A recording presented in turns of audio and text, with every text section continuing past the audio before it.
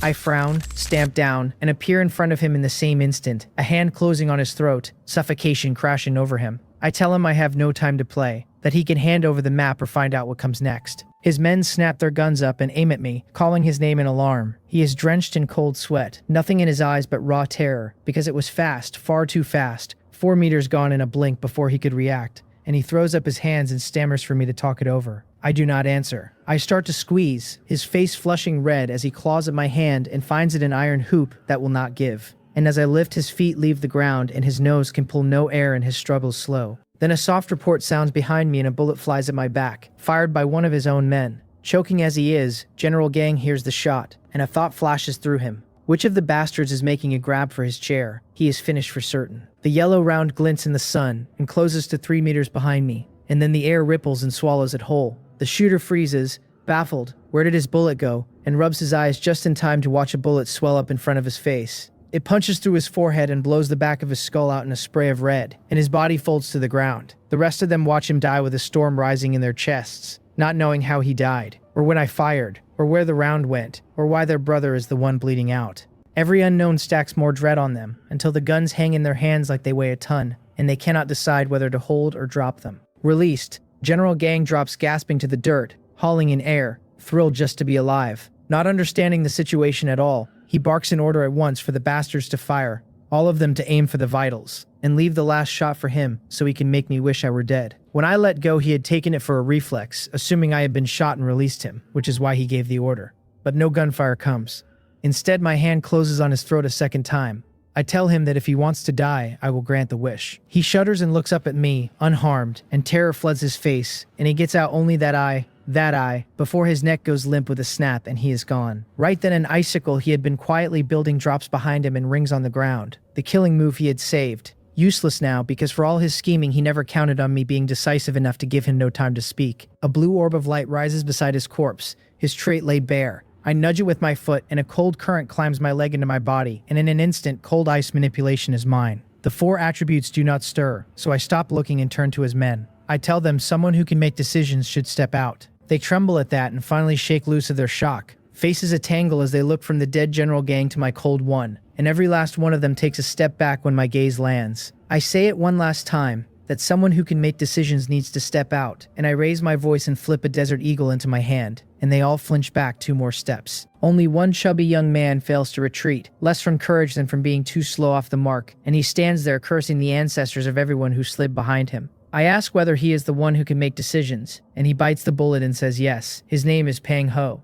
though everyone calls him Little Tiger, and I can call him that too. I tell him not to be nervous, that I am a very gentle person. He glances at General Gang lying with his neck twisted sideways at my feet, and his cheek twitches, plainly wondering what part of that was gentle, and whether I know what the word means. I do not care what he thinks. I tell him he has half an hour to put a map of the surrounding villages in my hands, that once I have it I leave, and that if I do not see it, he is welcome to try resisting. He is stunned that I do not want into the village, only a map, and asks if I am serious. He never heard my quiet exchange with General Gang, only saw me move and General Gang fall, and had assumed I meant to seize their leader and take the group, not that I wanted a scrap of parchment. I do not reply. I flick out a stool from nowhere, sit, and tell him the clock is running. He wheels on a man behind him, snapping at someone he calls Monkey to bring out the map he was told to keep, cursing him to be quick about it. A thin, sharp-faced man fumbles at his shirt and produces a folded parchment, which Pang Ho snatches and rushes over to hand me, calling me sir and saying it is the map I asked for. Now it is my turn to be caught off guard. I had figured they would have to hunt for it, that more hands would just find it faster, and they had it the whole time. Then what in the world was General Gang resisting for? Hand it over and there would have been so much less trouble. Was he really that stubborn? I cut a sideways look at General Gang's twist-necked body and keep my verdict to myself. Complaints aside, I take the parchment, open it, scan it a few times, and stand. Not bad, I tell Pang Ho, far more sensible than General Gang. And since I have the map, I am leaving, and he can keep the chair. Then I stamp down and blur off into the distance. Pang Ho mutters, watching me vanish, that I really did leave, that he had taken the map for an excuse, and never imagined a man would cross all this for a real one, and he thinks General Gang died for nothing. One of his lackeys whispers that the have-nothings from the gate slipped into the village in the confusion, and asks what they do now. Pang Ho looks over the crowd, then at the crook-necked General Gang, and shakes his head. He says to let it go and keep their heads down, that in this world lying low is how you live, and that General Gang is the finest proof of it. He tells them to head into the village together, tally what they gained, split it among the brothers, and I'll survive and clear this space together. I follow the map fast toward another village, one of my marks from the start, Jucheon Village, or more exactly the church above it. As I recall, on a mountain not far from Jucheon Village sits a church over a wide plot of ground, and inside the church is a corpse king, and behind it a graveyard packed with countless zombies.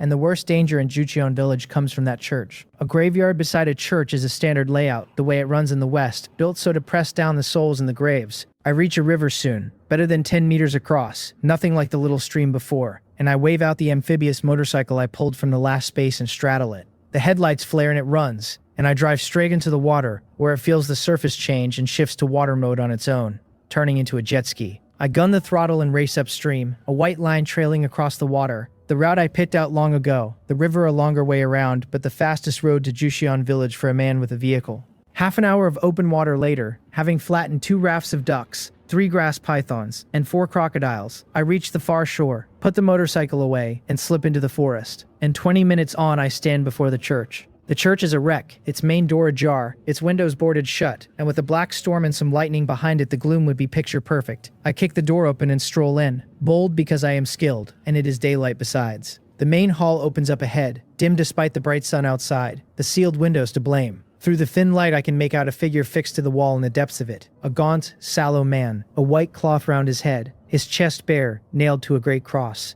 Just a statue of Jesus on the cross. Harmless, then. I flick out the Gatling and hose the boarded windows all around, and a few seconds of it later, sunlight pours through the ragged holes and floods the whole hall.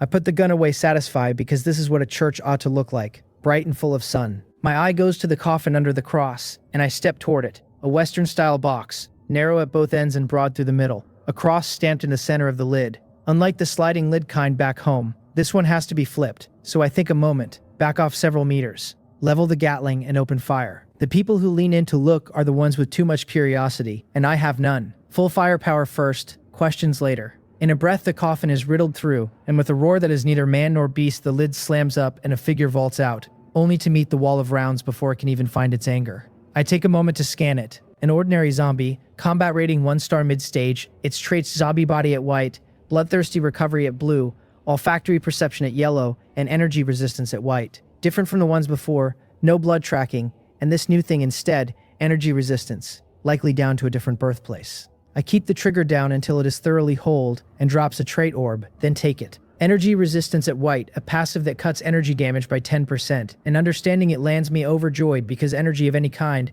ability or spell gets shaved by 10%, and upgraded the cut only climbs. Push it to gold and would it reach flat immunity to energy attacks. I picture myself standing unmoved in a storm of 1,000 elemental strikes, a mountain that will not move, taking even Godzilla's atomic breath square on the chest like Superman. My heart actually skips a couple of beats at the thought. The trait's ceiling runs past everything I hold but the dimensional space.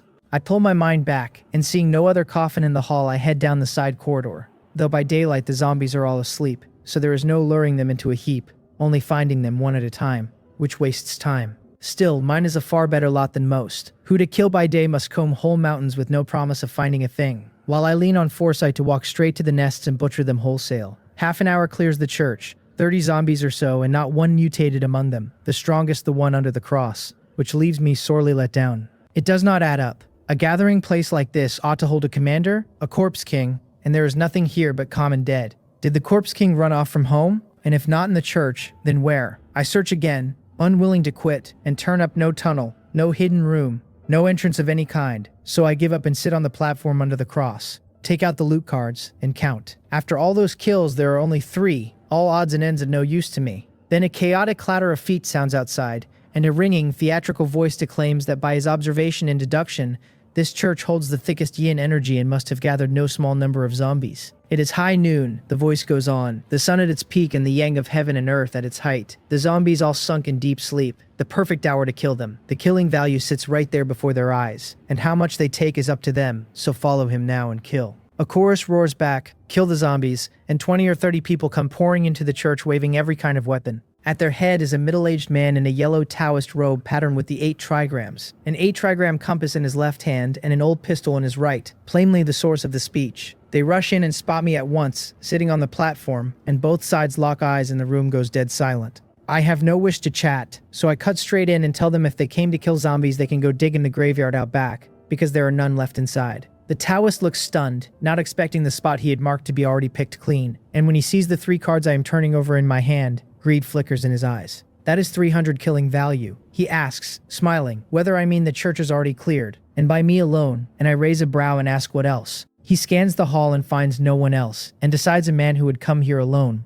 kill the zombies clean, and walk away with 3 cards is not simple. So he makes a particular gesture and announces himself, Sun Huiwan, 93rd generation disciple of Mosan, greeting a fellow Taoist, and asks which sect I belong to. It throws me, and I study him and reflexively cast insight. Sun Huiwan, combat rating 1-star mid-stage, 2 traits to strip, Taoist art genius at white, and feng shui master at blue. 2 traits, and by the look of them he has awakened no power at all, yet his 1-star mid-stage strength runs far past an ordinary man, stronger even than the power users I have met, which is not normal, unless he is a recluse, a real-world martial master. I narrow my eyes. The real world does hold such masters, only nothing like the novels. Their overall stats may be a shade above average, but in their one narrow field they tower over ordinary people. Taoist art and feng shui for those who walk the Taoist path, fists and footwork for those who train the body, the goo worms of the southern hills, and so on. Step into the killing space and these people take to it like fish to water, adapting faster, climbing faster,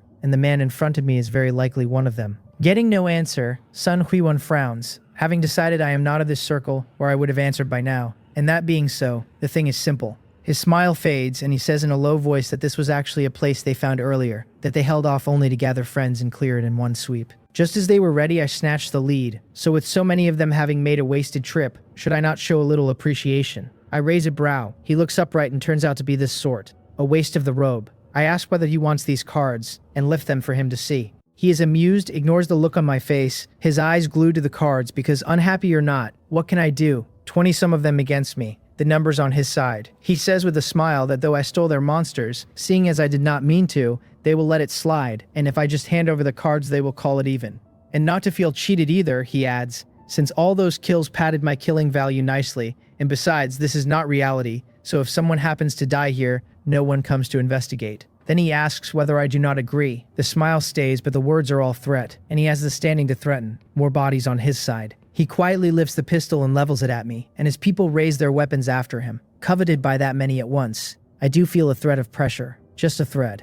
I say, half to him and half to myself, that I really do not understand why so many people are this slow to read the room. He tells me, smiling, that people only regret it after they have paid for it, and since that is how it is, then die, and starts to pull the trigger. Then a blue light flashes. An ice cone the thickness of a thumb drives straight into the center of his forehead, blood running down his brow, horror and refusal in his eyes, and none of it any use, his body sliding out of his control, his consciousness fraying. In his last flicker of awareness, he pulls the trigger on reflex, and the round leaves the chamber, and his eyes stay fixed on me with a single thought left in them, that he wants me buried with him. His final thought is the sight of the bullet vanishing half a meter in front of me. It all happened too fast for the people he brought to so much as react before it was over. They look at Sun Huiwan dead on the floor with fear and dread, or more exactly at the slender ice cone hanging in the air behind me. Someone shouts that I am a power user and that they should run, and the whole crowd wheels and bolts, because only Sun Huiwan carried a gun and he fell in a single exchange. What are men with hoes and machetes going to do? Just as they reach the hall doors, my figure blurs to the entrance ahead of them,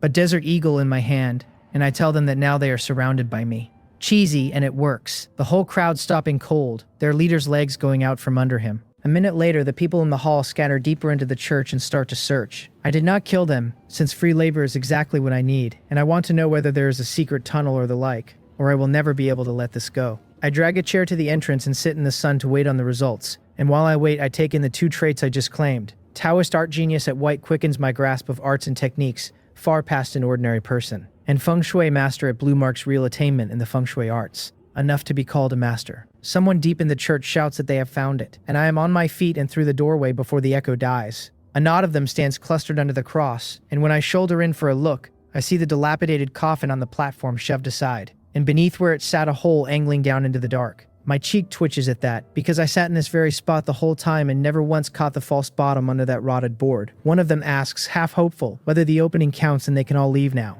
I tell him they can, but there are far too many of them, so pick 6. They are small fry, every last one, yet each is a grown adult, and every action carries its price. A man ought to weigh the cost before he moves. Another of them starts to remind me that I promised earlier to let him go, and I put a round through him before he finishes the sentence, and he folds backward into the dust. I tell the rest, flatly, that I am done wasting breath, that inside 1 minute they choose 6 or every one of them stays here for good. Sorrow moves through them as they stare at the body cooling in its own blood, and then it curdles into something uglier. A man screams a name, Jew the Third, and clutches at his chest and drops, because Jew the Third has decided 6 seats are worth a murder. The killer mutters that he is sorry, that he wants to live, that his wife and children are still waiting for him back in the real world. A club comes whipping out of the crowd and cracks across his skull before he can finish the thought. Then the whole hall dissolves into a brawl, every one of them clawing to be one of the 6, who walk out breathing, and a few clever ones try to slip toward the tunnel in the confusion, and I drop each of them with a single shot.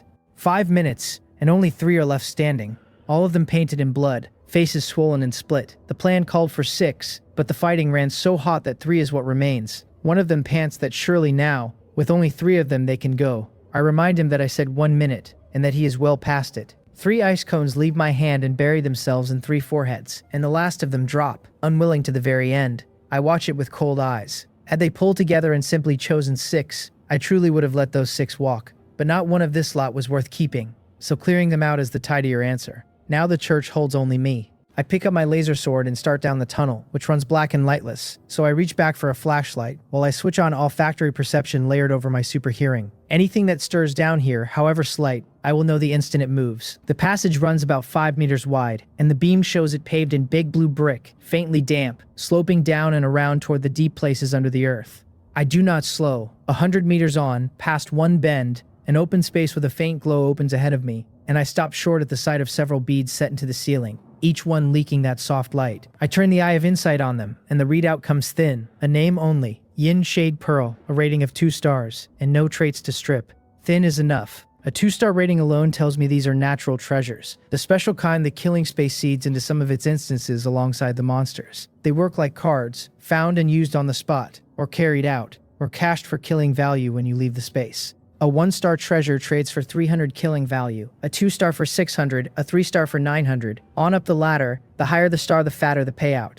4 of these yin shade pearls hang in the 4 corners of the cave, and that is 2,400 killing value pulled over my head. Free money picked up off the ground. To most survivors, that would be a fortune worth weeping over. To me, it is a nice little bonus, and I make myself put the excitement down, because a place like this could well cave in the moment I pluck them. The pearls are not going anywhere. First things first, and first is the mess of coffins packed into this space. Dozens of them all sizes all stood eerily upright. The one that pulls my eye is dead center, a size larger than the rest, silver white all over with fine patterns worked into the skin of it. Looking, for lack of a better word, expensive. That is my honest first reaction to the thing.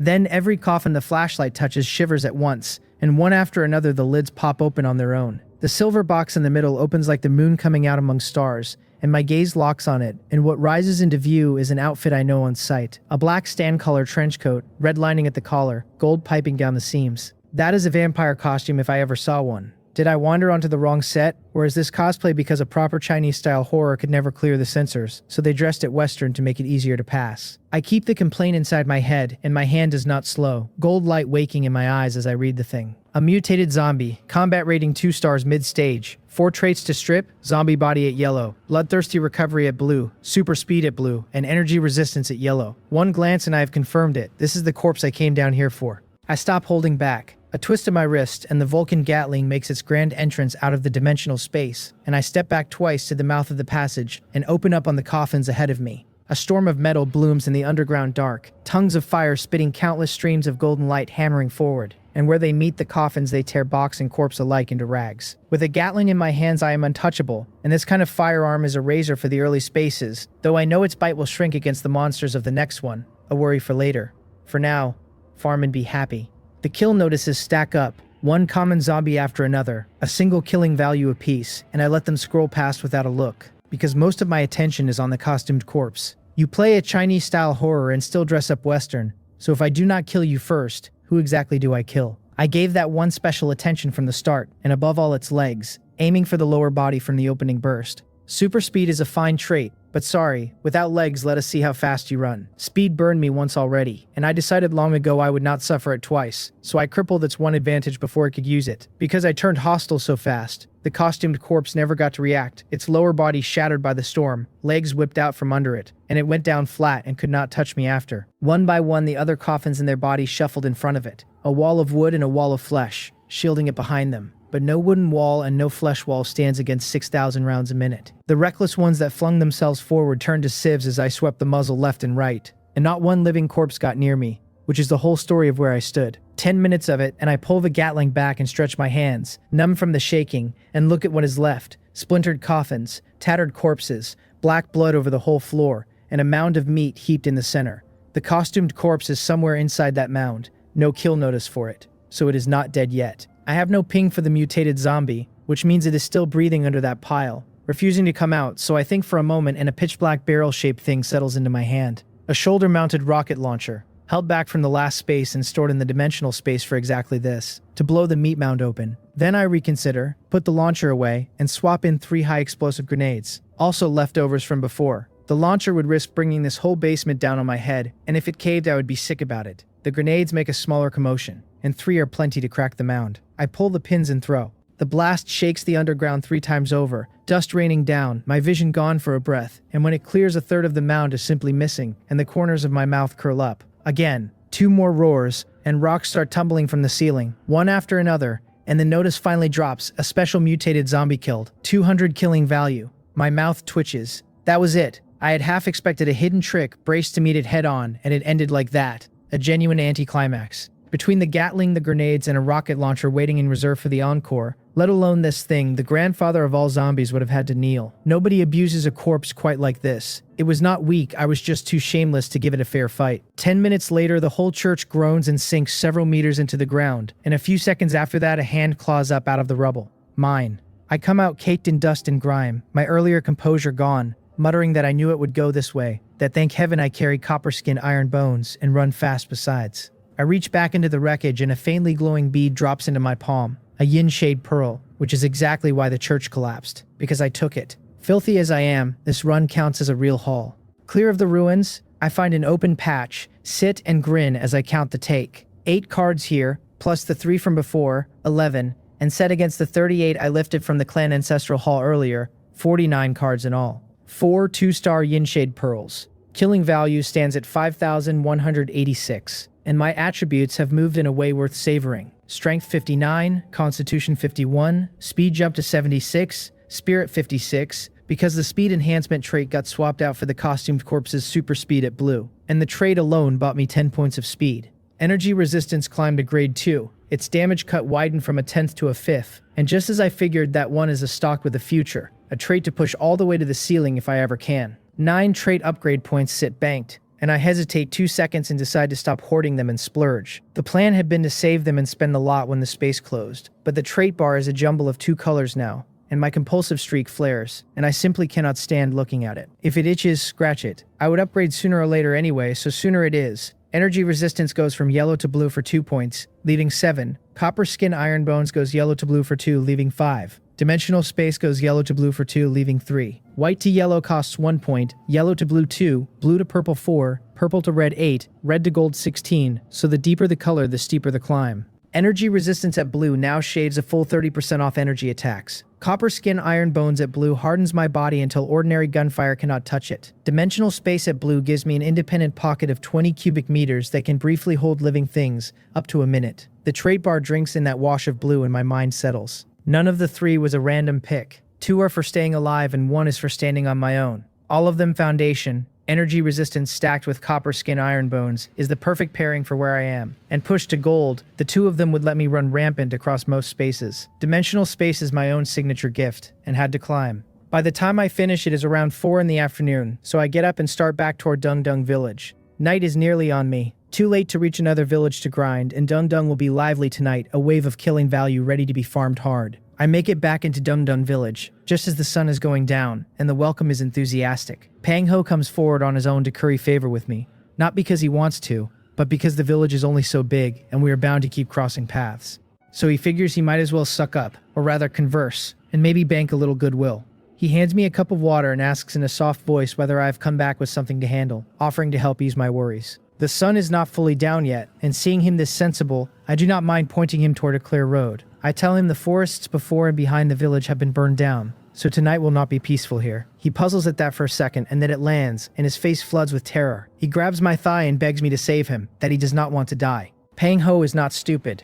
Nobody had spelled it out for him before, so his mind never went there. But now that I have said it plainly, he grasps at once how dire it is. Zombies circling the village. Had he known during the day, he could have fled to the far mountains and found somewhere safe to wait it out. But with the sun down, walking into the forest means walking into the zombie army, and he would not even know how he died. There is another thread in his thinking, that I clearly have a solution, or I would not have come back at this hour. So if he wants to live, his only road is to beg me. I think a shade more of him for it. The chubby one has some wit after all, knowing to ask. I tell him I need a reason. I am no saint brimming with mercy, so why would I save him for nothing? Still, given how sensible he is, I do not mind handing him a chance, and whether he grabs it is up to him. He works through it and understands, and after a moment he takes a deep breath and throws out his price. 10 million to buy his own life. It is the only card he has, and money is no cure-all, but it makes a fine stepping stone. I look at him, a little surprised, and ask whether his family is rich. He hesitates, then nods and says his name is Pang Ho and that Pang's real estate is the family business.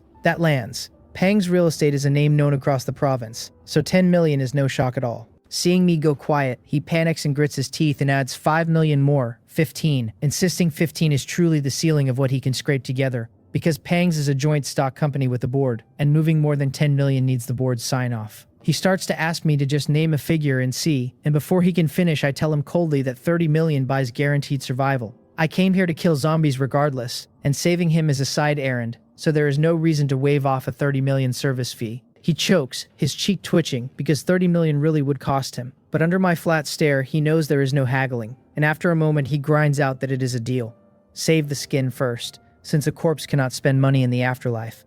Then he tacks on, almost by reflex, that the money can only change hands after we leave the killing space. The instant it is out of his mouth he regrets it, and looks like he wants to slap himself. Worried, I will now assume he means to welch. I nod that I understand. I was never worried about him running out on the debt, seeing as I have not even used blood tracking yet. Let him dare renege and I will make him vanish. My debts are not so easy to owe. He asks, what he should do next, and I make my request simple, his real-world contact number and 1 drop of blood, and I tell him the name to wait on once we are out, is Yuan. A quarter hour later I follow him to a building in the village, and when the door opens, it is not a house at all but a mouse sloping down into the earth. He tells me it is the cellar granary, that he found it by accident, that it drops a few meters into a small space and holds a good store of grain. A village larder, in other words, now requisitioned by me. Not bad, I say. The spot is excellent, since guarding the mouth alone is enough.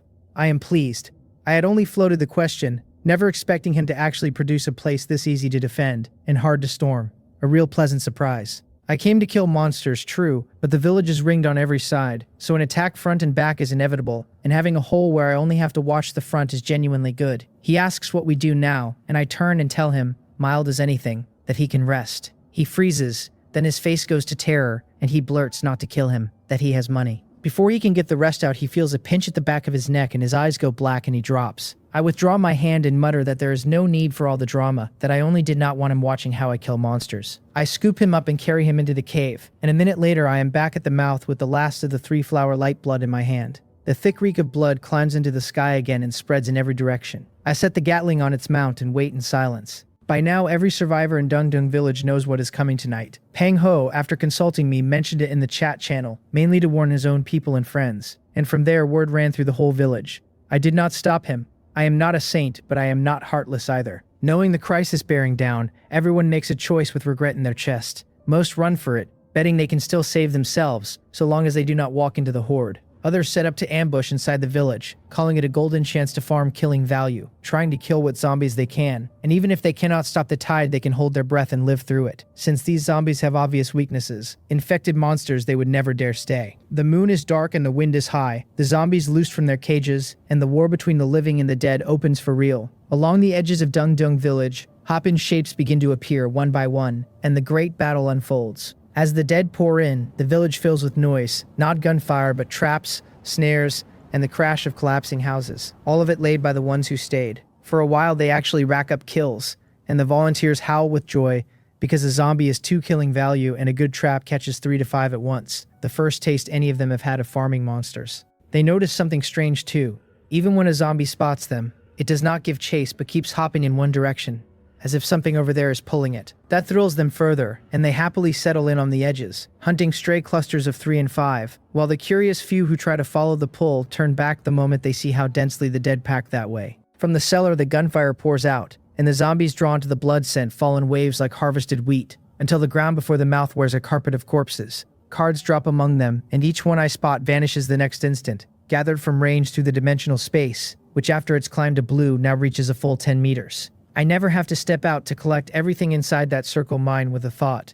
The slaughter runs for hours, from nightfall to nearly dawn, until the last zombie falls to me. Perhaps everyone in the vicinity is dead, or the 3-flower light blood has finally thinned, but the flow drops off sharply and then stops. I shake out my stiff arms and fingers and tally the haul. 87 cards, plus the 49 before, 136. Killing value has crossed 21,000. Killing value is hard won, I think, and if the other survivors could hear me, they would drown me in spit. 20,000 in a single day and still not satisfied. Why not fly up and stand shoulder to shoulder with the sun? If it were them, they would wake laughing in their sleep. I go back into the cellar, set out a table, and wave up a spread of steaming dishes, because I have not had a proper meal all day, and it has been a rough one. The smell of food fills the little space, and a voice croaks from the corner that he is not dead, he is still alive. The delicious reek has actually roused Pang Ho. He rolls his neck, feels the egg still lodged at the back of it, and shoots me a resentful look, complaining that next time I act I could give him a heads up, that even a little warning would be nice. I sense the resentment and ignore it entirely, telling him without turning my head that I saved his life, so he should not forget my money. He is baffled. He took a nap and the crisis passed, and seeing my clothes as clean as they were in daylight, he mutters to himself that surely I did not just camp in the cellar the whole night, because if so, this money is a bit of a waste. He asks, careful how things are outside, and I tell him it is fine, that he is welcome to go see for himself, and I take a sip of chicken soup. He stands, and his stomach growls loud, and the aroma has him ravenous, so he shamelessly drifts to my table, and his eyes go wide at what I am eating. He asks where it came from. I set down my bowl and chopsticks and look at him with a grave face and ask, meaningfully, whether he truly wants to know. He starts to nod, catches my gaze, feels a tremor go through him, and reverses course fast, swearing he is not curious at all, swearing it on his late great-grandfather. I find that funny, and I tell him he is a smart man. He breathes out in relief, gives up any thought of mooching a meal, and hurries off to take a look outside. He reaches the mouth, reads the scene by moonlight, and freezes solid. Corpses blanket the ground beyond the cellar, severed limbs and broken arms everywhere.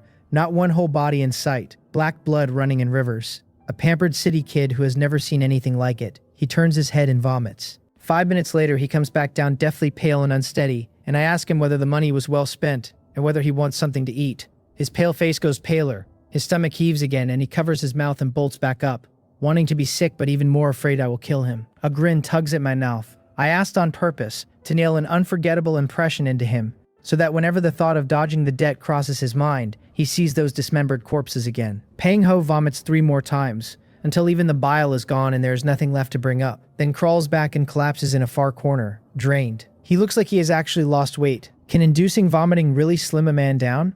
Just then the hour reaches dawn and a new day opens. The prompt drops the second day's task into my vision. Find Mozan village. Reach it before the second day ends. Right on schedule. As each space runs longer, the tasks pile up, and tasks cut both ways. The upside is the reward. 100 killing value for the first day, 200 the second, 300 the third, 400 the fourth, on up. The downside is the randomness, a chance for an ordinary person and a leash for a cheater like me, because it drags at my kill rate. I could skip them, but skipping drops my rating, and the gulf between an A rank and an S rank settlement is far too wide to eat. Besides, Mozan village was already a mark of mine. If memory serves, the zombie ancient tomb sits near it. Pang Ho's weak voice pipes up that his task has refreshed too. I ask what it is. He says to collect the sleep trousers off 10 zombies. My cheek twitches and I go quiet. That is a task with a heavy taste to it, but I have to admit it is simple, practically clearable lying flat, since all he need do is step outside and peel a few. For a moment I feel a little bleak, wondering whether my whole run of luck got spent on that yin shade pearl. He asks, cheerful, what my task is, whether it is easy to finish, walking straight into the line of fire without knowing it. My eye twitches and I answer with a forced smile that it is fine, and that with all the zombie mints outside, he should pick a whole one later to peel from. The image lands on him at once. The piles of minced meat and the pants he now has to strip, and his stomach lurches and he turns his head to dry heave. The gloom in my chest lifts a little. Happiness truly is built on someone else's suffering, and the ancients did not deceive me. The task is set, and I have eaten my fill, so I stand and head out, telling him the matters here are left to him, that I am going, and to have the money ready once he is out, since I do not think he wants to welch. He hurries to stop me, no longer retching, and asks anxiously how he contacts me. I wave and tell him to wait for my call after the space, and my figure vanishes at the cellar mouth. I walk clear to the village entrance without landing a single blow, not for lack of zombies, but because a pack of people keeps leaping out of nowhere to finish them before I can. After my night of slaughter, zombies have become a hot commodity in Dungdoing village. Everyone rode my luck, not only surviving but now happily chasing the dead like this. I cannot be bothered to fight the crowd for kills, so I leave the village and set off for Mosin village, where a mutated zombie surely waits in that ancient tomb. I will take the waterway again, no help for it, since it is simply the fastest road, and people cannot live without water. So all 9 great villages sit along the rivers, only at varying distances. In the mountain forest, a man and a woman run hand in hand, frantic, 5 zombies hopping merrily along about 30 meters back. Something soft gives underfoot, and the woman cries out, her legs buckling, her body tipping into a fall, and the man snatches her waist to steady her, his face tight with fear, as he asks, "Sister Ran, what is wrong?"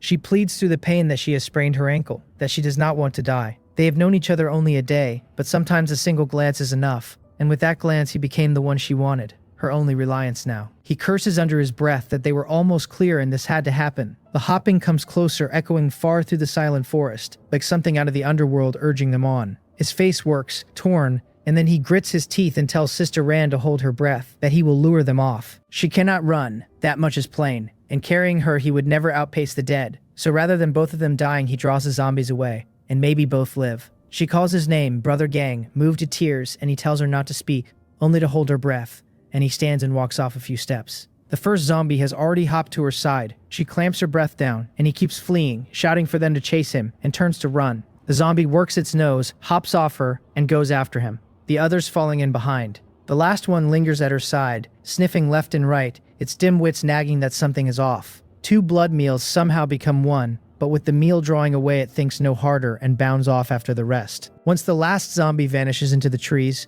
she holds her breath another dozen seconds, then lets it out in a heavy gasp, and after a few breaths she simply stands up. Watching the man and the dead recede, she murmurs that he should not blame her, that since he loves her so much he ought to sacrifice for her, that she will always remember him, that he is a good person. If he escapes, she says, she will still be his sister Ran. Then she takes a breath and walks briskly toward the far side of the forest, not a trace of a sprain in her stride. She walks careful for 10 minutes before she feels something strange on her neck, and when she reaches to scratch it her fingers meet not skin but a cold touch and small scales, and before she can think of pain lances her hand. She screams, the sound carrying far, and a slender black shape drops to the ground. A snake. 2 blood holes stand clear on the back of her hand. She lived in the city and hardly ever saw a snake, and she has no idea which are venomous, whether this one is, whether she will die, whether it is one of those snakes that kills before you can walk 5 steps. Then the sound of hopping comes from far off, and she spins to see a shape bounding her way, drawn by her cry, and forgetting the 5 steps entirely she curses and flees again, the zombie behind speeding up its hops, delighted. 1 person, 1 corpse, 1 chasing, 1 running, and after 2 or 3 minutes the trees ahead break open onto a river, and joy floods her face. She rushes to the bank, and jumps in, surfaces, and watches the zombie hesitate at the water's edge, and she is briefly happy, briefly alive. The venom has not taken hold, so it was not one of the 5-step kind, and she still has time, so she swims downstream. A dozen meters on she hears an engine, and she thinks she is hallucinating, that there is no way a speedboat is out here, but the sound swells and closes and the wrongness of it turns her head, and a white jet ski comes tearing straight at her. She tries to dodge, and it is far too late. The jet ski bumps hard, and I steady the steering and glance back and see nothing. I mutter that I have run over something again.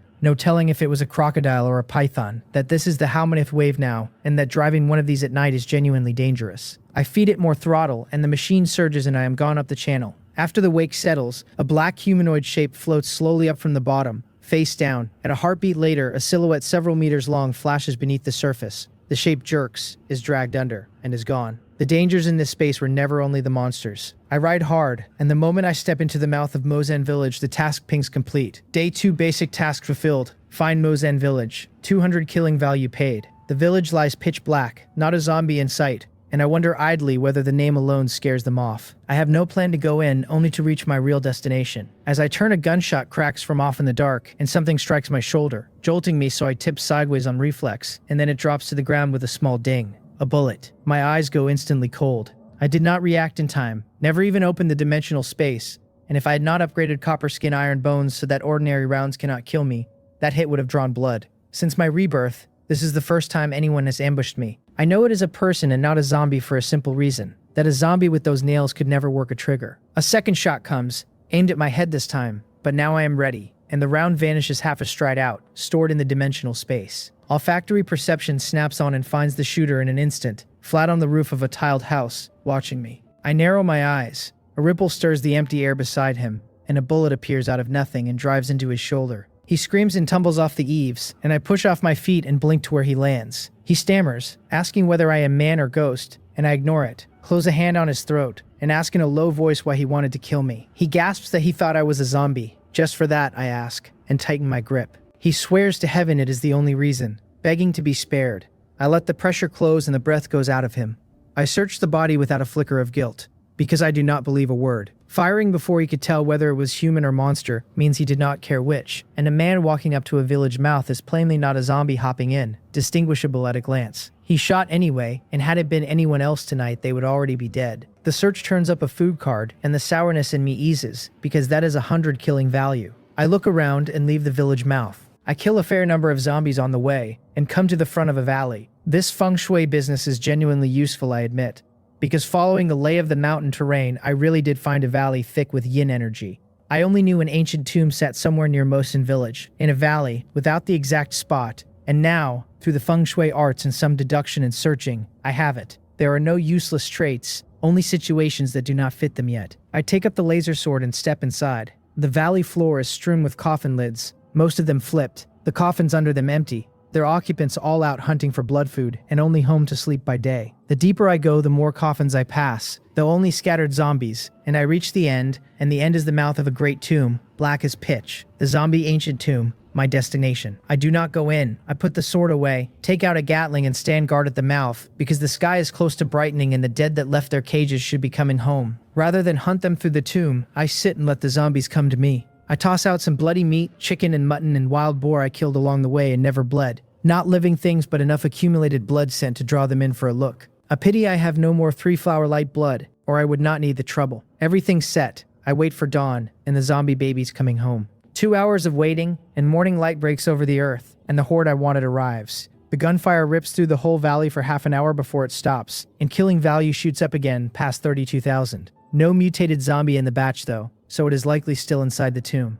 I put the gun away and enter with the sword. The tomb is small, just a straight passage opening onto a wide chamber, where a dark gold coffin hangs in the air, locked by several chains thick as arms running to the ceiling. More small chains wound around the box itself. That explains why it never left the coffin, I think. Trussed up like that, it would be a miracle if it could. Since that is the case, I will help. I set the sword down, find a good line, and the big killer settles into my hands again, the Gatling making its grand appearance. Eat this. Armor-piecing rounds pour out, and metallic clanging rings off the coffin, and the chains binding it snap first. But against the box itself, the rounds are strangely useless, drilling a third of the way in and stopping, bullet tails jutting out as if mocking the whole gun. This coffin has a problem. I stop firing, gold light flashes in my eyes, and I read it, a name only, Mystic Metal Coffin, a rating of 2 stars. No traits to strip.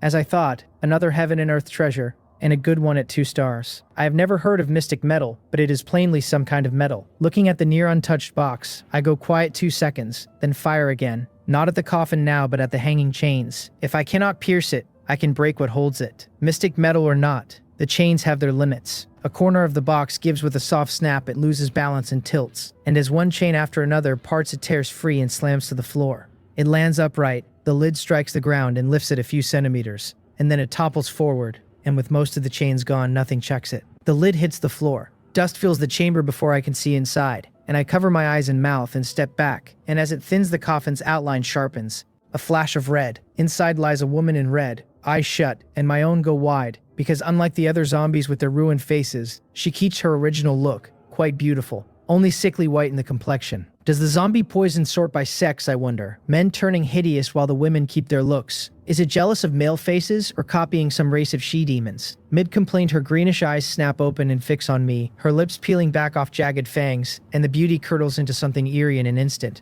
I silently take the thought back. Pretty, my foot. Every zombie is the same, but I still take the moment to read her. A mutated zombie. Combat rating early 2 stars. 4 traits to strip. Zombie poison body at purple. Bloodthirsty recovery at white. Olfactory perception at yellow. Immunity to all poisons at blue. I suck into breath. A purple trait. The first I have ever met. Zombie poison body. So the whole of her is deadly toxic. No wonder her face beat the others. She dumped everything into that zombie poison body. A woman's love of beauty crossing even the line of death. Unfortunately, I would never pick zombie poison body, but one trait here does interest me. Immunity to all poisons. A childhood dream about to come true. She spits out a single word, die, and blurs into a streak of red hurling at me, faintly faster than I am now, 2 meters off before I can blink, but I am ready. The air twists and her body seems to burrow into nothing and is gone, swallowed into the dimensional space, exactly the new use I have been turning over. If the pocket can hold living things, why not use it for defense? And the test just proved it. You are poisonous all over, so I simply do not touch you. I send my mind into the space and feel her frozen there. All 4 of her stats stalled, because inside there is no time. And precisely because there is no time, I cannot change anything but where a thing sits, not so much as pluck a hair from her. For now I can only cage her, not kill her, and the cage holds 1 minute before the space spits the creature back out where it entered, though within that minute I can expel her early to a spot of my choosing. I will her back out, rotated, dropped up close against her own coffin. Her wits return to a wall of dark gold across her sight, and she rams her head into the box to test her own mystic metal, and it topples with a dull thud. She comes off no better, groaning, sagging, her neck looking like it's shortened to section. I turn my face away, unable to watch. This one is a ruthless character. A moment later she snaps upright, tips her head back, her neck returns, and she pounces again, and again the space takes her and drops her against the coffin, harder this time. What follows is almost inspiring, a female corpse charging fearless, and every time by some cruel twist, planting her face into a metal box, undaunted, pressing on for the longing in her heart. One metallic peel after another, a whole movement composed for the man cracking melon seeds at the cave mouth. One last collision, and she stands but does not charge, her whole head deformed now, that once perfect face utterly shattered, features flying everywhere no longer covering it. Then she throws her head back and roars, and a burst of black gas floods out from her body in every direction, over the ground where I stand before I can react, and my hand freezes mid-crunch, my sight blacking, my body collapsing out of my control. Poison. I know it at once, but my strength is drained away, my head swimming, no energy in me, only the pull to shut my eyes and sleep. I regret it privately that knowing she was toxic I fixed only on keeping her off me, and forgot the poison could carry on the air. She has finished releasing it and is charging again. I force my spirit up, wrench the dimensional space open, and take her inside, and then with a thought I pour my free attributes into Constitution without reserve. 15 points, straight from 56 to 71. My spirit lifts and strength floods back in, the weakness pressed down for the moment, though the poison is still in me and maybe still in the air. No time to waste. End it fast. I call the female mutated zombie back out charging her mystic metal coffin again, and at the same instant a Gatling settles into my hands, and as she slams into the box I pull the trigger on her. Armor-piercing rounds pour down and riddle her into a sieve, in a breath, and the notice drops. Mutated zombie killed, 200 killing value, and a ball of light drifts free. I step in and take one of the shed traits, immunity to all poisons at blue, a passive that shrugs off ordinary toxins and lifts my resistance to special ones by half. My hardened constitution and the new immunity go to work together, the discomfort draining fast, the ache leaving my head, the weakness leaving my legs, strength surging back, and only then do I fully relax. That was close. As expected, most villains die from talking too much and clowning around, and I nearly became one myself. I have to fix that habit. Just then a mechanical voice sounds in my head. With more than 15 traits I have unlocked trait fusion, and trait upgrade points are now simply trait points, usable for both upgrades and fusion, with fusion consuming trait points to merge 2 traits of the same type. A stream of detail unrolls behind it, and I am overjoyed. Traits can be fused. I have been fretting over owning too many and not knowing which to raise, and now the answer is simple. Fold them together, at the cost of trait points. Fusion cares only about count, not grade, so merging 2 traits runs 2 trait points regardless of their colors. With one catch, they must be the same type. My power enhancement and super speed both fall under physical enhancement, so they can fuse, while power enhancement and feng shui master belong to different families and cannot. The catch aside, the payoff is real, because it saves trait points down the line. Take 2 white traits to gold and it would cost 62 points apart, but fuse them while still white and the road to gold runs only 33. A full 29 saved, and the earlier you fuse the better. I am itching to try it when something at the edge of my eye stops me, a card with a question mark floating in the air beside the female mutated zombie. The lottery card only mutated zombies drop. It dropped a card. I grab it, thrilled, because not every mutated zombie drops one, it is a matter of odds. Last space I killed 2 and got 2, but that was the opening bonus and pure luck, and this space I killed 2 in a row and got nothing, the normal rate which had left me sour. Now the third finally pays out. I rub my hands, use it, and the draw lands me 5 free attribute points. My mouth twitches, unsure whether to be pleased. Pleased at attributes, sure, but sour that this is what I drew, when I can pry attributes out of any trait I strip, which makes this mere icing. Still, free points and I bank them for later. Then I collect the mystic metal coffin and leave, because the thing is worth 600 killing value and must not go to waste. Goal met. I head back into Mosin village, find an empty house at random, and settle in to rest, because a day and a night of this needs easing off, and I need to replace a mountain of energy. The 15 points of constitution do not just live on the panel. A body this strong burns fuel far faster, and though I ate before coming, I feel like I am starving to death. I lay out a full table and eat with real appetite. 3 roast chickens, 2 roast ducks, 10 burgers, a pot of fish soup, 6 side dishes, 3 bowls of noodles, and a liter of yogurt to close. And only then am I full. Some appetite. Calling myself a glutton would not be a stretch. All of it could fill a canteen's slop bucket, and I ate it clean and did not even bloat, because as fast as it goes down, it digests and stores as energy in my body. Fed and watered, I sprawl on the sofa for a nap. I do not want to move, truly do not want to move. My frame could go 3 days and 3 nights without rest and not tire. But unless there is a need, I still take the short nap, keeping myself in top condition at all times, which matters for an expert. And I count myself an expert. Basking in sun, breathing air far cleaner than the real world's, lying down for a doze, it is genuinely rare and fine, enough for a moment to make me forget I am even in the killing space. I think of my past life, then look at the present, and today honestly is deeply satisfying. Cleared and calm, I look over my traits. I had 3 trait points left, and Dawn refreshed 1, so 4 now. Enough to fuse 3 identical traits, or fuse twice. Strength 59, Constitution 71, Speed 76, Spirit 56. My talents run Eye of Insight at gold, and then Zombie Aura, Super Hearing, Power Enhancement, and Blood Tracking at yellow. Riding at blue are Super Speed, Dimensional Space, Olfactory Perception, Bloodthirsty Recovery, Copper Skin Iron Bones, Cold Ice Manipulation, Feng Shui Master, Energy Resistance, and Immunity to all poisons, with Taoist Art Genius alone at white. 4 trait points, killing value near 32,800, 5 free attributes, combat rating 2 stars mid-stage. I should have held out a little longer before, but I am not one to wallow, since what is done and regret is useless. A man lives without regrets. After some deliberation, I settle on 3, Copper Skin Iron Bones, Power Enhancement, and Super Speed, all body type, all strengthening my physique, which fused should push my raw attributes further. Decision made, I spend all 4 trade points at once, and the 3 fold into 1, Transcendent Physique at blue, a body of transcendent speed, transcendent strength, and steel, immune to thermal weapon fire, flawless and without a discernible weak point. An unimaginable power surges through me, stronger than before, and the skin and muscle that used to feel hard turns springy and elastic to the touch, and I can feel the defense did not drop but if anything climbed. The change runs a few seconds and ends, and I clench a fist and feel much stronger again. I scan the panel, and my eyes go wide. 30 points. Strength, speed, and constitution each up by 10. 30 attribute points at once. No wonder the difference is so plain. And my speed hits 86, dragging me into the late 2-star stage. Only 4 off 90 and 3 stars. I still have 5 free attributes, so I could touch 3 stars this instant if I wished, but only a fool would, since a higher rating means fewer killing value per kill, and that loss is not worth the boast. It annoys me a little, but the attribute jump is deeply satisfying, and it refills my worn spirit at a stroke.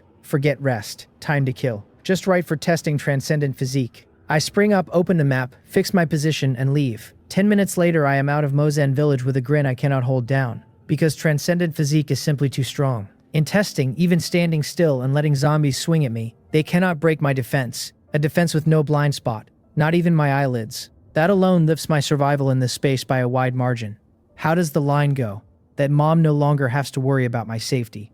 Perfect. Meanwhile, the chat channel is bustling. Someone crows about what they saw in Mozen Village's Zombie Valley, milking the suspense until the others threatened to bury him in money if there were rewards. Then he reveals that every zombie in the valley was blasted into mince beyond what the sun could rot, a mountain of corpses and a sea of blood, and the doubters call it fake until he dares them to come look. From there it turns into a farce. The 9 great villages all elbowing for the title of first village. One swears a C-rank big shot with ice powers froze 1,000 miles and leveled a church at Juxian village. Another that a big shot at Deongdong village choked a rival C-rank to death before they mounted a United Night counterattack. Others throw in Taepyeong village and Inga village, each account gaudier than the last, freezing 1,000 miles, cracking the earth, flames burning half the sky. The theme is the same, that masters are thick as dogs and no one will bow to anyone.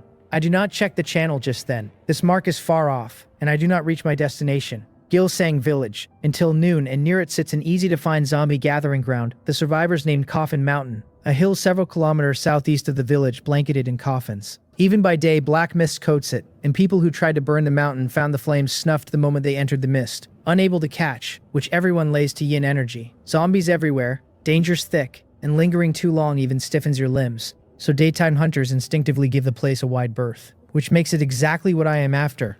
If a bizarre place like this held no mutated zombie, I would write my name backward. I reach the edge of Coffin Mountain with little effort and plunge headfirst into the thin outer mist. Inside, visibility is 10 meters, and besides trees there are coffins scattered at random, and every one I near trembles and pops its lid, a zombie leaping out. Unafraid of the daylight this dense mist swallows. I take out the Desert Eagle and put dozens of rounds into the ones still in their boxes. Its modified armor-piercing load's no weaker than a Gatling, and I kill my way up. The mist thickens the higher I climb, until I lean on hearing and olfactory perception to move, and I lose track of how long I kill before my sight abruptly clears. Ahead lies an open patch free of black mist, though the mist has not vanished so much as gathered overhead to cover it, like an upturned bowl with clear air within, and dense fog without. I know this is the place. Dead center under the bowl stands a huge coffin. Black as ink and upright, huge because it dwarfs any normal box. At least 6 meters tall and 3 across. A behemoth among coffins. On instinct I read it. A yin wood coffin. No rating, no traits to strip.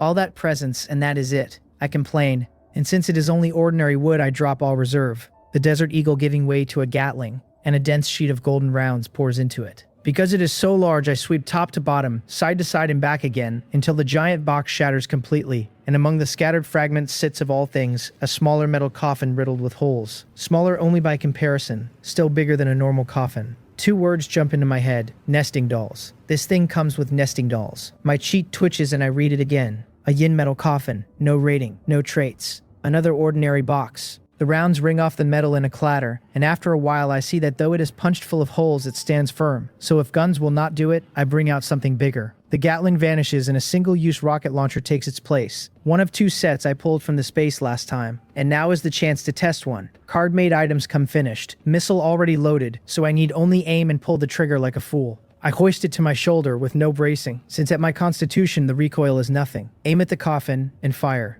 A black line trailing white smoke shoots out and slams the box, and a deafening roar follows, flame climbing skyward, a small mushroom cloud rising, dust swirling across the mountaintop, and my vision goes to sand and smoke. The notice arrives out of the murk. Mutated zombie killed. 200 killing value, and I am pleased. Missiles do pack more punch. Killed it without even seeing its face. As the dust settles, the scene comes clear. The coffin blown apart. Fragments everywhere. The ground at the center sunk a few centimeters. A charred and mangled figure in the pit with several trait orbs floating over it. One purple orb especially bright. Purple again. I step in excitedly, not worried about any surprise, since I already have the killing value, and pick it up. Earth affinity at purple. Be close to the earth, and with your feet on the ground you draw its bounty without pause. The details settle into me. In one line, so long as my feet touch the ground, my condition holds at its peak, a super buff. But I frown because I feel nothing change, and a check of the panel shows my attributes unmoved, though the trait is plainly absorbed. Strange. I study it again, muttering feet on the ground, and it dawns on me, and I try pulling off my shoes and socks.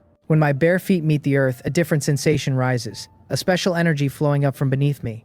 Where it passes, physical fatigue simply vanishes. My spirit sharpens, even the faint hunger in my stomach fades, and for a moment my whole body brims with inexhaustible strength.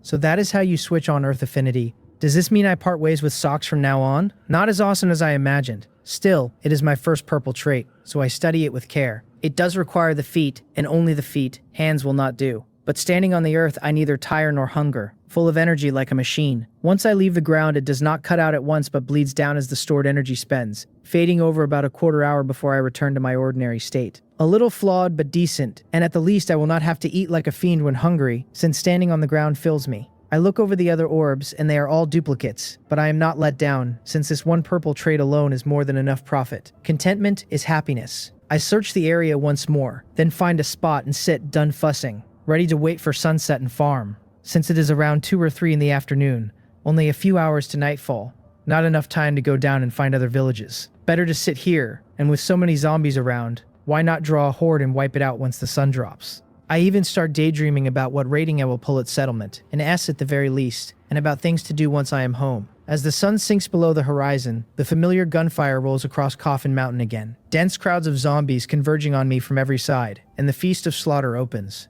Meanwhile, in a corner at the foot of Coffin Mountain, there is a smaller battlefield. 5 zombies being surrounded and cut down by a team, their leader loosing flashes of lightning from his hands that jolt a zombie into convulsions. It is the military's lightning ability user, Director Joe. With the last of the 5 down, a man beside him ventures that this is already the 3rd wave, that there must be far more up the mountain, and lets the rest go unsaid though the meaning carries. It is a thing better left unspoken, fear before battle being a serious taboo, but he has his own men to think of. And they are not from the 816 Bureau, only ordinary people without an ability to lean on like Director Joe. Director Joe reads it at once, listens a moment to the faint gunfire up the slope, and says at last, solemn, that they are to hold here on the outer edge and kill zombies while he goes up alone. If it turns bad, he tells them, pull back at once and do not get dragged into a long fight. The man protests that he cannot go up by himself, and before he can finish, Director Joe cuts him off, that he has the lightning ability which counters zombies, so even against a large number he alone can escape, while they cannot. The man tries once more, and Director Joe overrides him, that there are no buts, that he is ordering Hwang Hyung now in his capacity as director of the 816 Bureau to wait here. The man swallows it and answers that he understands. Then Director Joe makes his preparations, leaves the team, and heads alone for the mountaintop. On the mountaintop I cannot stop, and I do not want to. Every second the Gatling spits, the zombies come apart in the muzzle flash, and a single armor-piercing round often punches clean through 4 or 5 of them at once. The reek of the animal carcasses I stack behind me climbs into the sky and drags wave after wave up the slope. And between that stink and the noise I make, the whole mountain empties itself onto me. The bullets never run dry, so neither does the slaughter, and it runs on until 10 minutes before the countdown ends. Only after I gather the last card off the last corpse do I finally sit down in the wreckage and add up the take. I counted happily, 210 cards of every kind, with better than 40 more still sitting in the auction space and sold off for good measure, which brings me to 257 cards in hand. My killing value reads 44,300. And there are a few 2-star natural treasures on top of that. This one run has blown past anything I let myself hope for. Then my ears twitch and the smile drops off my face. An ice cone forms in front of me on reflex and streaks off into the black mist in the distance. And the instant it crosses the fog, a fist wrapped in lightning meets it and shatters it in a burst of blue. I mark the man in the mist as an ability user. In the same breath, his voice names me the same thing, and then we both fall silent. Somewhere in the dark I hear him suck in a breath. 1 cone was enough to draw blood from him. And I can tell it rattled him, because this is a man who by his own reckoning had the whole military's resources poured into him over these 10 days. A man who thought himself well past ordinary ability users. He threw a full-strength punch on pure survival instinct and still came away injured, and the not knowing is eating him. He cannot see me either, only a silhouette under the black mist overhead. When he stays hidden, I let several fresh cones bloom around me and point them lazily into the fog. That flushes him. He steps out with his hands up, calling it a misunderstanding, naming himself Joe Bin, saying he wandered in here by accident, and then guessing, in a tone more certain than a guess should be, that I am the SS rank name on the ranking board. It is the only way he can explain to himself why I am this strong.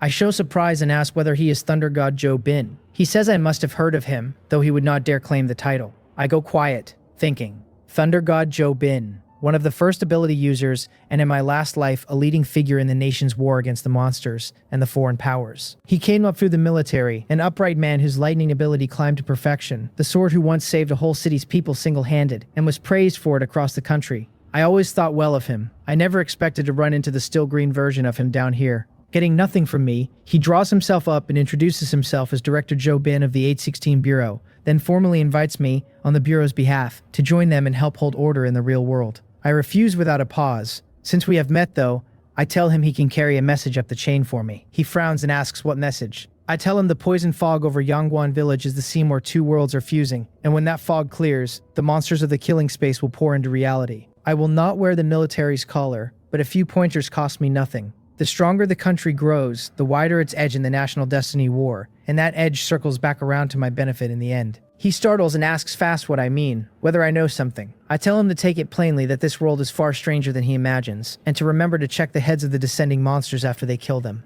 I do not get to finish. The space speaks first, telling me this killing space has ended and it is pulling me back, and the world blurs out from under both of us. Joe Bin comes to his senses in the settlement space with a wall of golden text flickering in the void in front of him, and he does not see a word of it. His mind is nailed to what I said. Monsters coming into reality, check their heads, and above all, who was that, and how did the man know his name and his title unless he came from inside the system? My own settlement is already running. Survivor alive, the readout says, and it hands me a base D rank, then climbs it. 2 daily tasks cleared bumps me to C. Over 100 monsters killed lifts me to B. Over 1,000 takes me to A. Over 10,000 takes me to S. More than 100 material cards in hand carries me to SS. And 4 mutated monsters killed drags the whole thing up to SSS. And there it stops. My final rating locked at San S.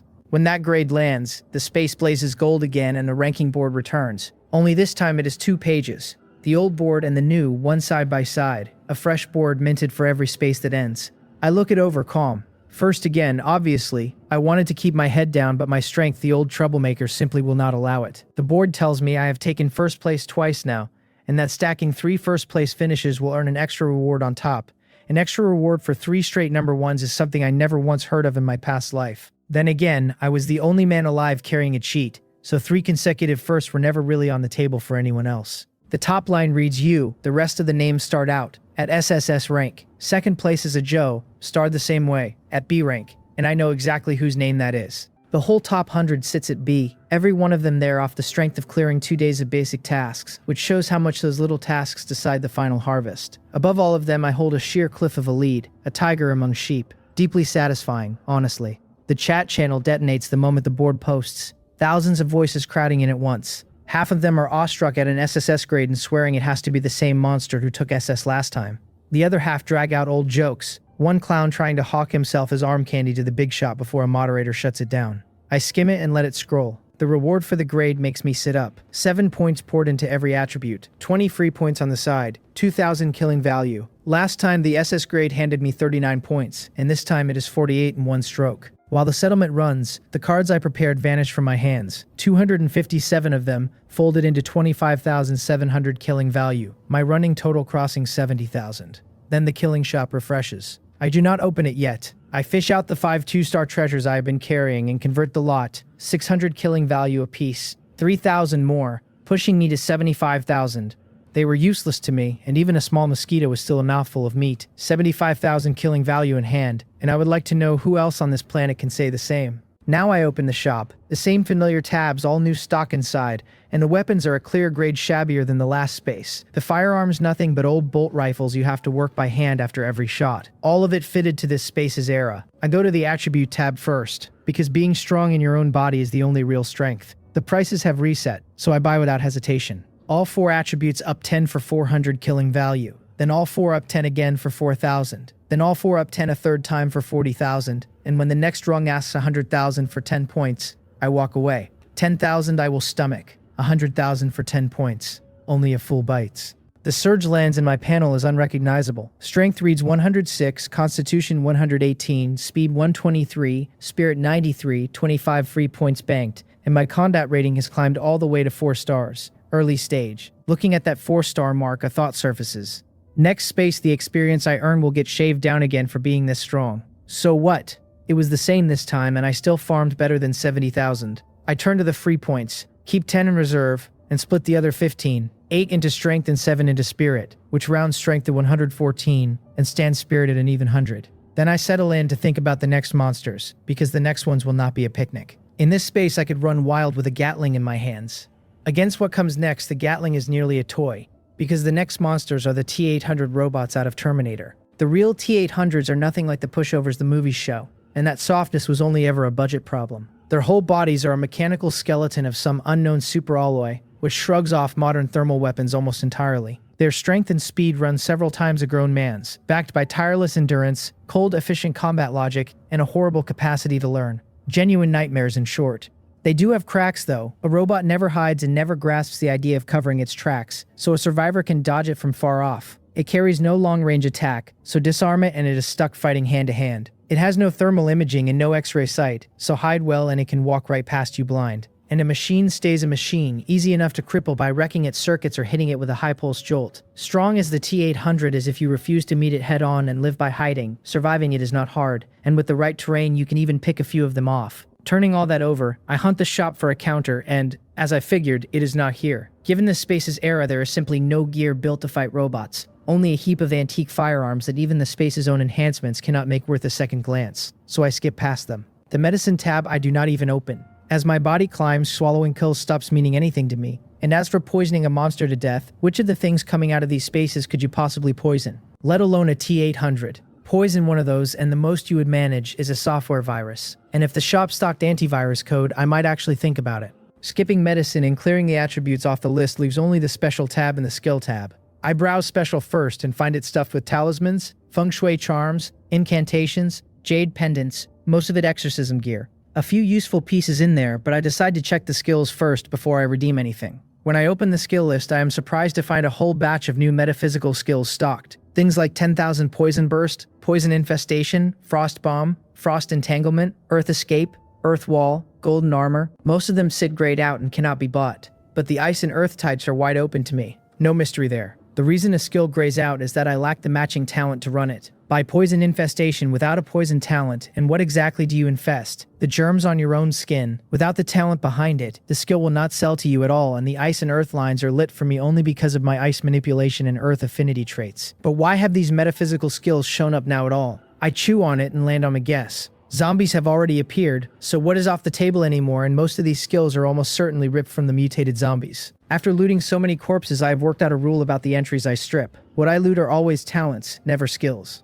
Looting a talent means I possess the raw ability, but the actual method of using it I still have to dig out myself. My Ice manipulation came off General Gang, so I inherited his talent whole, yet I never figured a single Ice skill out of it, or even caught a thread. Read the skill list back through that lens and it all makes sense. 10,000 Poison Burst was the skill of that poison corpse who nearly capsized me. Earth Escape and Earth Wall belonged to that last stunted mutated zombie, and with Earth Affinity, of course I could carry Earth skills. I only met 4 mutated zombies, and if one sat in each of the 9 great villages, there are still 5, whose tricks I have never seen, so the rest of these skills come off them. Reading them one by one, a shortcut for the T800s occurs to me. Freezing. Super alloy is still metal, and metal changes texture once it is frozen, so if I can only get it cold enough, cracking the problem open with a curtain of bullets is not out of reach. With that in mind, I start filtering hard. I have 30,600 killing value left, and I mean to walk out with a real kit. Frost Entanglement at perfection level binds an enemy in ropes of ice and freezes them by degrees. 5,000 killing value. Freezing Ray at perfection fires a beam that freezes everything in its path. 5,000. Frost Bomb condenses a ball of ice that freezes a whole radius where it lands. 5,000. Frozen Storm raises a hurricane of ice to grind through enemies. 5,000.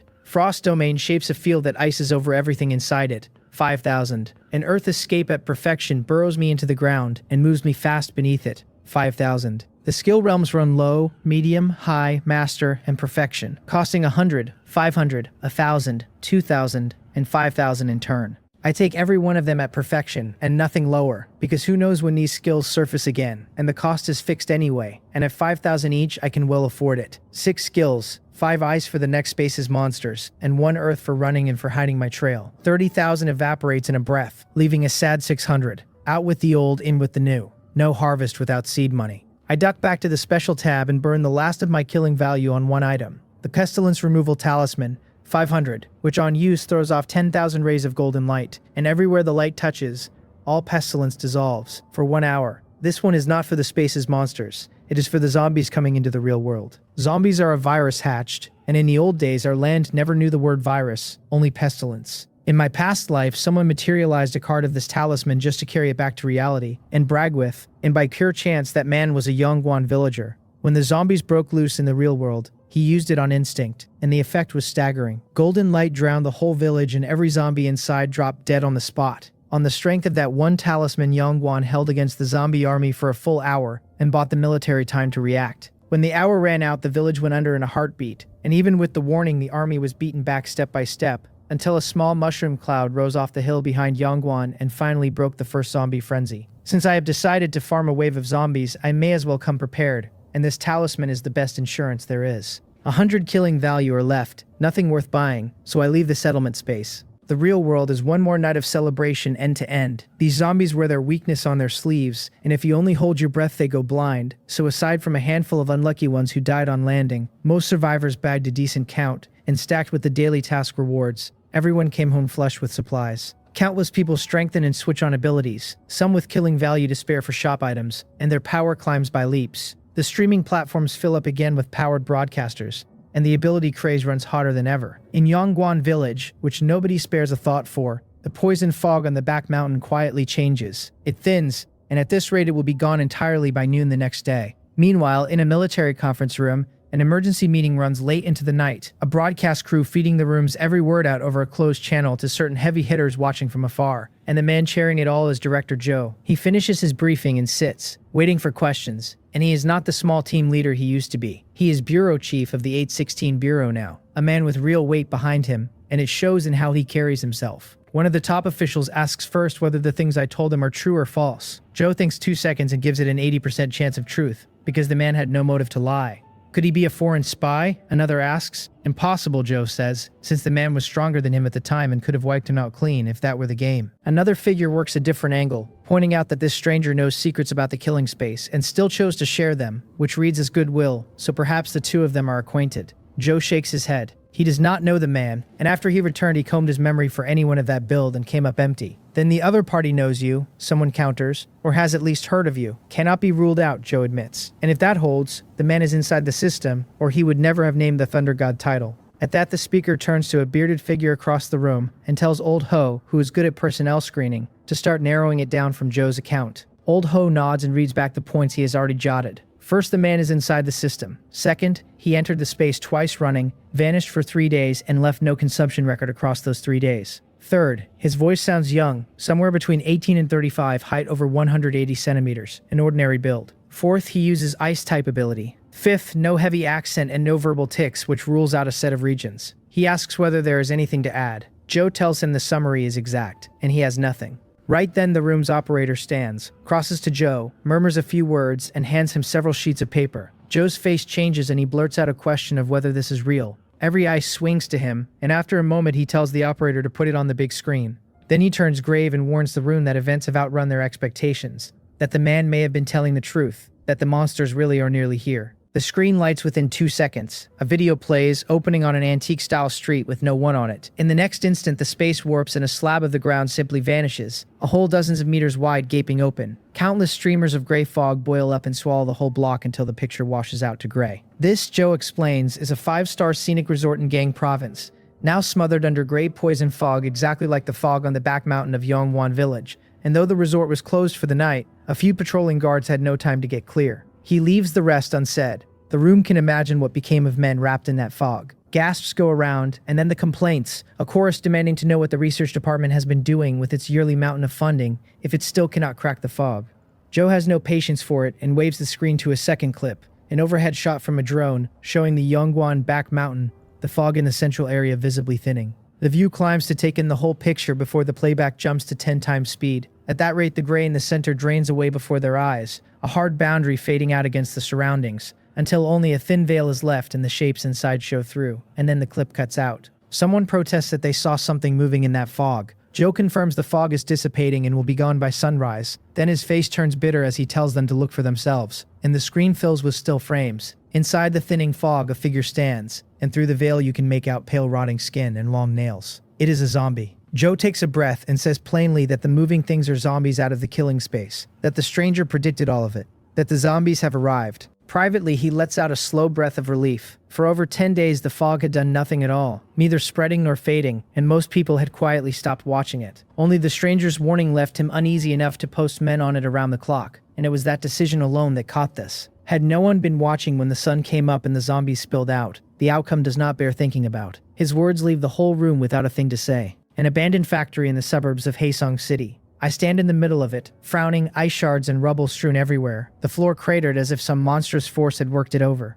I have just tested my new skills, holding back the whole time, and even so the place ended up like this. The look on my face is not a pleased one though. The skills are all strong, but there is a real gap between them and the power I pictured, and the gap is simple. It is not cold enough. By the numbers, the lowest temperature I can reach right now is around minus 100 degrees. That sounds fine, cold enough to embrittle ordinary steel or common alloy outright. But a T800 super alloy is another matter, and my guess is it would take at least minus 150, maybe minus 180. I push and cannot get the temperature any lower, which means the only road left is upgrading the entry itself. Nudge the grade of ice manipulation up a notch, and something should give. But I cannot force that, so it goes on the shelf until my entry points refresh. Earth Escape, on the other hand, is a gem. At perfection, my speed underground is no different from my speed on the surface. After running the skills a few more times to get familiar, I do not head home. I flag a taxi and point it straight at Yongguan Village, 3 hours off at least, which should put me there sometime after 4 in the morning. A taxi rolls up a dirt road a few hundred meters out from Yongguan Village, stops, lets one man out, and drives off, leaving him alone under a street lamp with his shadow stretched long across the ground. Off in the trees, a driver crouched over a bathroom emergency glances at the road and puzzles at why anyone would climb out in the middle of nowhere like this, comforting himself that at least the sky is going pale so he need not fear anything unclean. The next second, his eyes blow wide because the figure on the road has vanished into thin air. He rubs his eyes, confirms no one is there, goes bloodless, and bolts for his car while yanking his pants up, muttering prayers to every god whose name he can dredge up, begging them not to let it see him, and he peels away like a shot. 10 minutes later, I surface beside a no trespassing sign at the edge of Yongwon village. One look at it and I sink into the earth again.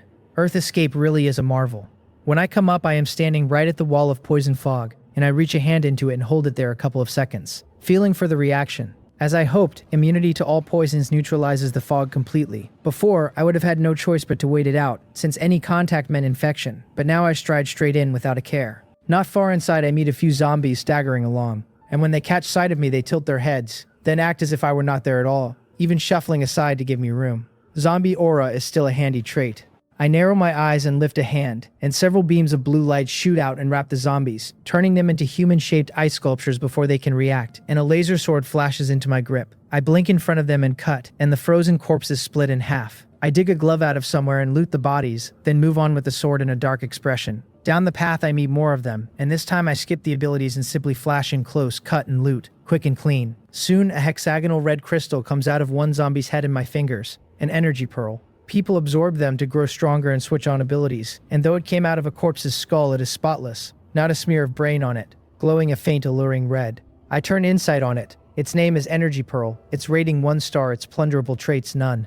A pity. Back when I was 2-star strength, a 1-star pearl would still have done something for me, but at 4-star it is nearly worthless, and to move the needle now I would need at least a 3-star pearl. Useless as it is, I pocket it anyway, then leave the scattered zombies where they stand, and drop out of sight. Earth escape is flat out godlike for crossing these mountains. No detours needed, just dive deep and travel in a straight line. No obstacles, no danger. I used to comb the ground for zombies, but I do not need to now, so I ride it instead. 5 minutes on, I come up and look around, grave-faced. The fog is a thin veil now, exactly as I called it. Gone within the hour, the zombies about to stand naked before the world. A whole new chapter for ability users opening in reality. Except I have a more pressing problem.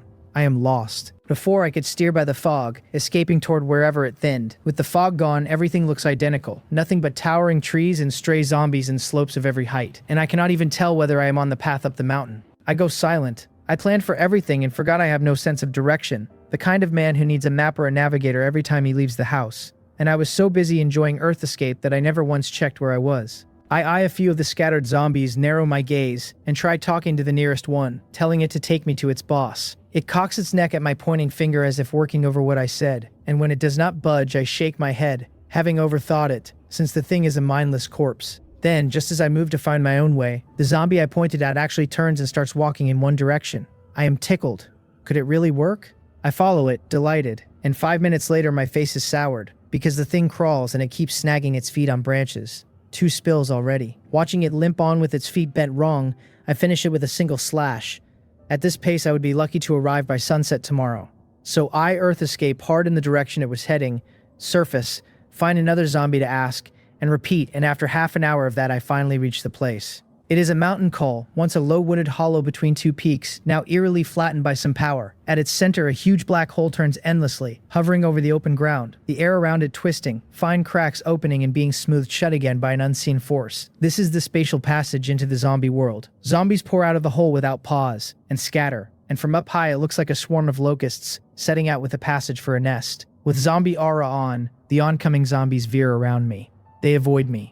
I will not be avoiding them. I came here for 2 things. First, to wait for the Corpse King to descend, put it down, and plunder its traits. Second, to use the zombie army as live targets and drill myself into full command of my new strength, because a jump on the panel does not automatically hand me the power it promises, and I still need to break my own body in. Last space, with only a small bump to my spatial ability, I leaned on experience and still burned days getting it perfect. With this much free sparring meat standing around, wasting the chance would be a crime. So the laser sword comes out, I peel off my shoes and set my bare feet on the ground and tune my body to its peak, then draw one long breath and switch zombie aura off. At the same time I upend a basin of fresh blood over myself, and it runs down my body onto the earth and a thick reek of blood climbs into the sky. Then pairs of bloodthirsty eyes turn my way. Some zombie's roar goes up like a charge horn and the whole horde surges at me at once, a torrent of the dead. My killing intent spikes. A flick of my wrist splits the first one to reach me, and I step into the next and lift its head off in a rising arc, and then I am already in front of a third. My body shuttles between them without stopping,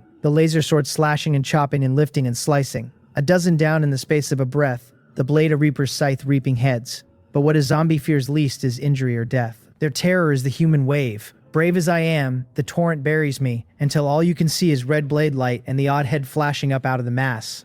10 minutes of it, the zombies packed around me layer on layer, airtight, and then a wall of cold roars up into the sky. Frost domain.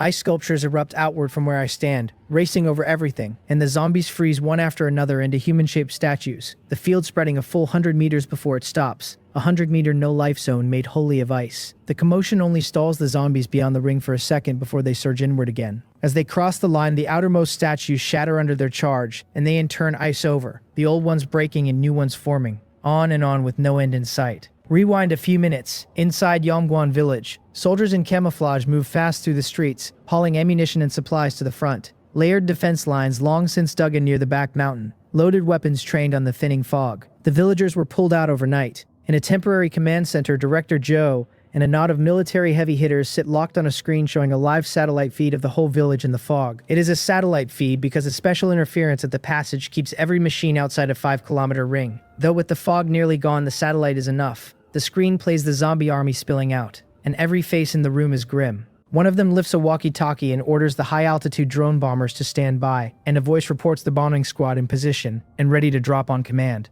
Then another heavy hitter points at the screen and tells them to look, because a chunk of the zombie army has peeled off the main body and is surging hard in one direction. Dead against the flow, jarringly wrong on the feed. Joe tells them to zoom that patch, and the image stretches in until a figure resolves, holding a long red blade drenched in blood, fighting the horde, the face a smear at that magnification, but the sight enough to jolt the room. A person, they say. How is there a person in that zone? Why is he fighting the zombies? Why can it not come in clearer? Then a bloom of blue floods the whole encirclement, and in a few breaths every zombie inside 100 meters is a statue of ice. An ice ability, they breathe. That's strong. Is he one of yours, Director Joe? Joe shakes his head bitter. Not his man. He could not reach a level like that if he emptied his lightning at full power. Not even a third of it. Then who? They press. Watching that signature ice work, the figure in Joe's mind slides over the one on the screen, and he shoots to his feet and says it is him, the #1 name on the ranking board they have been hunting. The room erupts over why he would be here, and how they could ever bomb now. At the passage, the zombies keep rushing in like moths to a flame and keep turning to ice, and I stand in the center taking careful stock of the drain from releasing at full power. That is the word for it. Drained. Abilities cost energy, and different abilities spend different fuel. Elemental ones burning mental energy, physical ones burning stamina, some even eating blood essence or hair. Mental energy is a byproduct of mental power, so the stronger the mind, the more of it you carry. My frost domain, put simply, uses my own mental energy to trigger the elemental power of the world around me and freeze 100 meters, and the more I pour in, the more of that power I can rouse, and the stronger it hits. This was my first true full power release, and the release alone cost about a third of my mental energy, with holding the field open bleeding more on top, so at this rate I would run dry inside 30 seconds. I rough out the ceiling and the duration and cut the ability, because there are more skills to test and I will not spend it all on one. The ice feast begins. The moment I drop the field, the outer statues shatter, and I stomp down and dive into the ground, surfacing in another cluster 100 meters off. A small blue whirlwind spins up in my hand and I fling it toward the passage. And the instant it leaves my control, it grows. 1 meter, 2, 5, 10, 100-meter hurricane of ice inside seconds. It tears toward the hole, every zombie in its path sucked in, frozen, then ground to powder by the wind. 50 meters on the horde forces it apart and it collapses into a rain of ice spikes and chunks that crush another batch flat. And in one instant, a lane 10 meters wide and 50 long is swept clear, the ground carpeted with the dead and dying.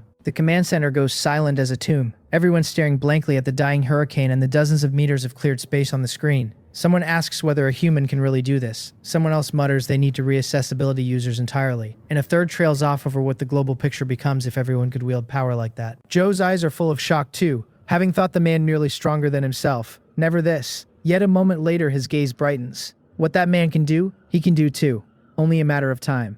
Amid the horde, my hands do not stop. A blue beam thick as my arm shoots out, freezing ray, and any zombie it grazes ices over instantly, the beam driving straight for 10 meters before it fades. Then I hurl an ice orb, frost bomb, and it bursts inside the mass, freezing everything in a 10-meter radius. Then a twisting blue rope extends from my hand, frost entanglement, snaring a single zombie and freezing it solid where it stands. Cycling every skill at full power gives me a clean read on them. Frost Domain and Frozen Storm cost the most, about a third of my mental energy each, though Frozen Storm is a one-shot expense against the domain's steady bleed. Frost Bomb runs a 10th, Freezing Ray a mere 30th, Frost Entanglement a 100th. So Frozen Storm is my group killer, Frost Domain my answer when I am surrounded, Frost Bomb my ranged crowd tool, and Freezing Ray and Frost Entanglement my single target picks.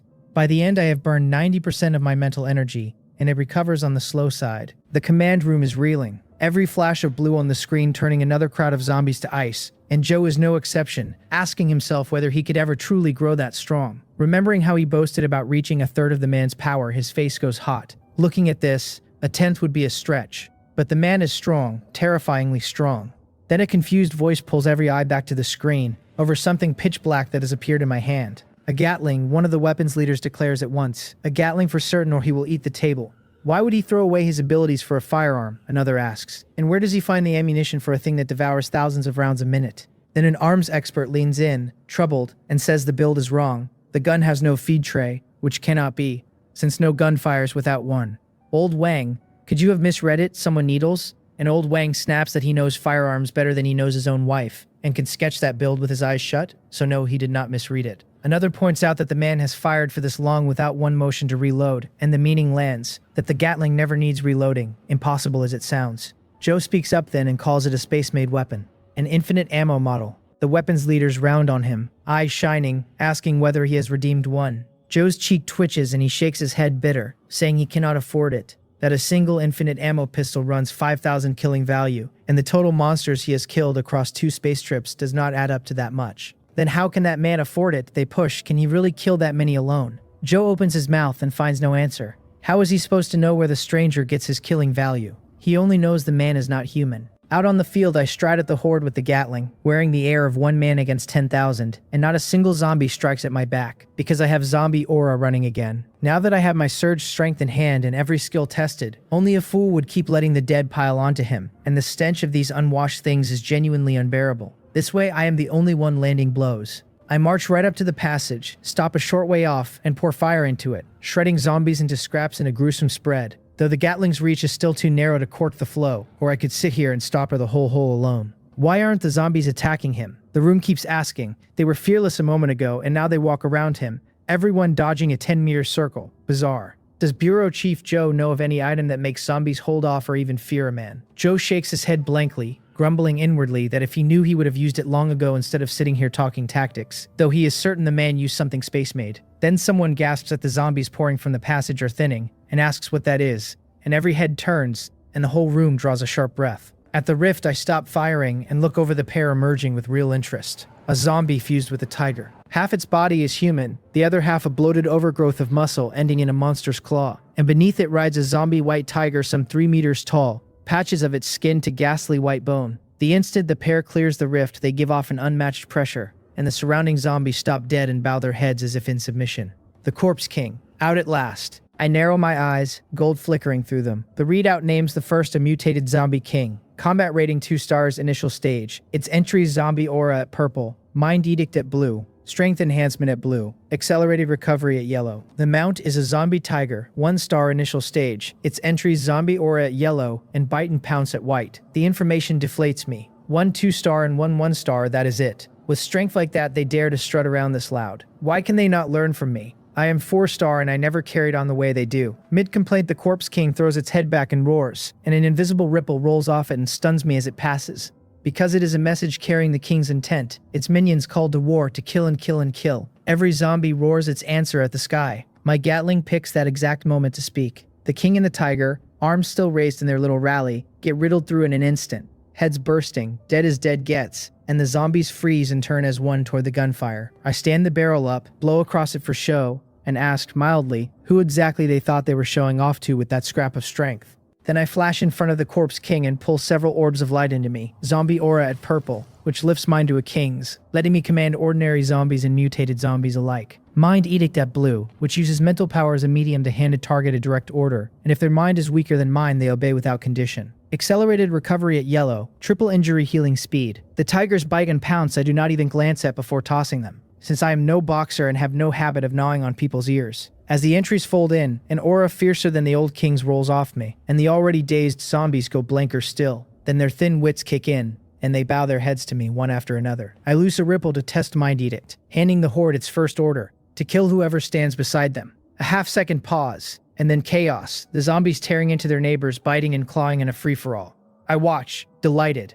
It really works. A command like that could count as a gift to the nation. The business here is mostly settled. The first wave of 100,000 zombies is no threat now, and the next 100,000 will not appear until the third space ends. Plenty of time for the authorities to ready themselves. The fog has fully lifted, the military surely on its way, so with a last glance at the rift that has stopped spitting zombies, I earth escape out. 10 minutes after I go, the fog vanishes completely, and dozens of drone formations sweep into the coal, scanning the horde back and forth as if hunting for something. And finding nothing, they start dropping missiles one after another. Next day I sleep until the sun is high, wash up, walk out, find a public phone, and dial. Time to go collect my 30 million won. 2 rings and it answers with a wary "Who is this?"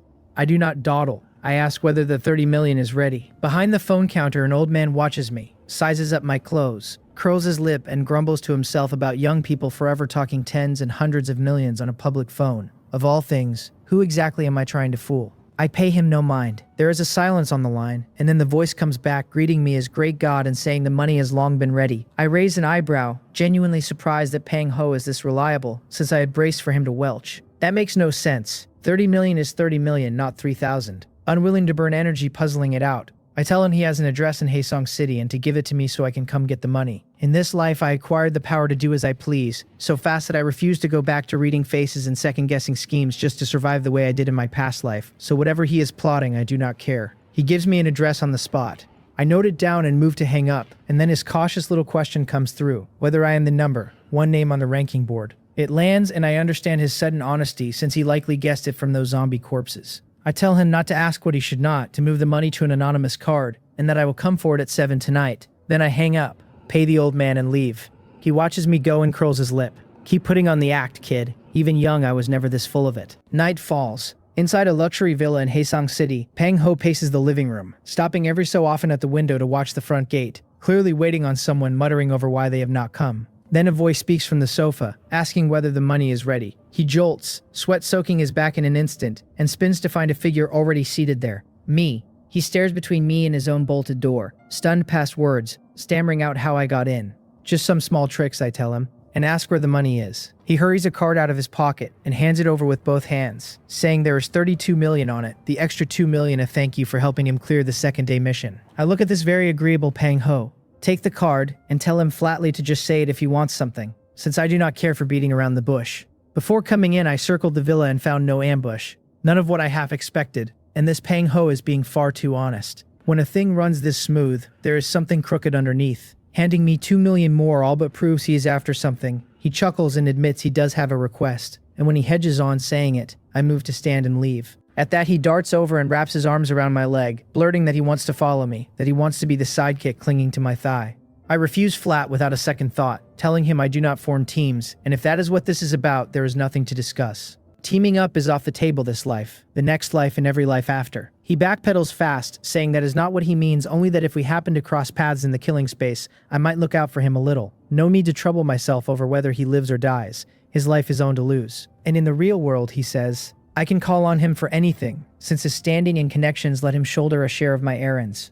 I narrow my eyes. Clever, this Pang Ho. However he frames it, a little looking out is still looking out. And once we grow familiar, if he lands in danger, could I really stand and watch? On top of that come real-world tangles of interest. And once he handles enough for me and I get used to it, I would not let him die easily, which is his whole play. Having him give first and lean on the sentiment, a step-by-step emotional angle, a transparent scheme, and I read the whole ledger of it at a glance. Still, I am a little tempted, because a man to order around in reality saves real trouble, and a man with standing and funds and a stack of subordinates saves more. After a silent moment, I nod and tell him he is clever, and that on those terms, fine.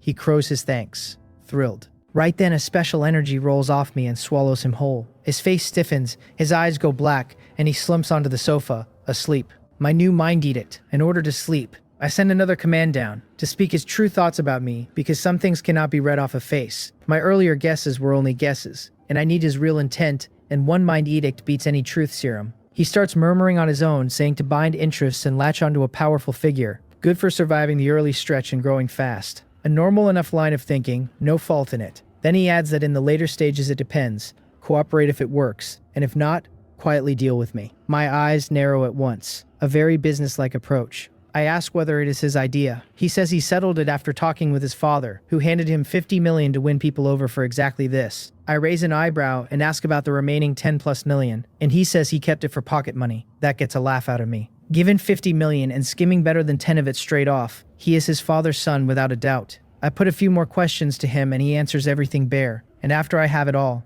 I do not kill him. Instead, I leave a command buried in his mind to serve me as master, because his real-world identity is still useful, and unless his mental power one day tops mine, he will never shake the control. As for the future, if his mind ever crosses 100, I simply lay the edict on him again. Next morning, Pang Ho calls, on the number I left him. Boss, he says, the house is settled. 300 square meters, a riverside flat and a high-end complex. Delivered last month with fine decoration.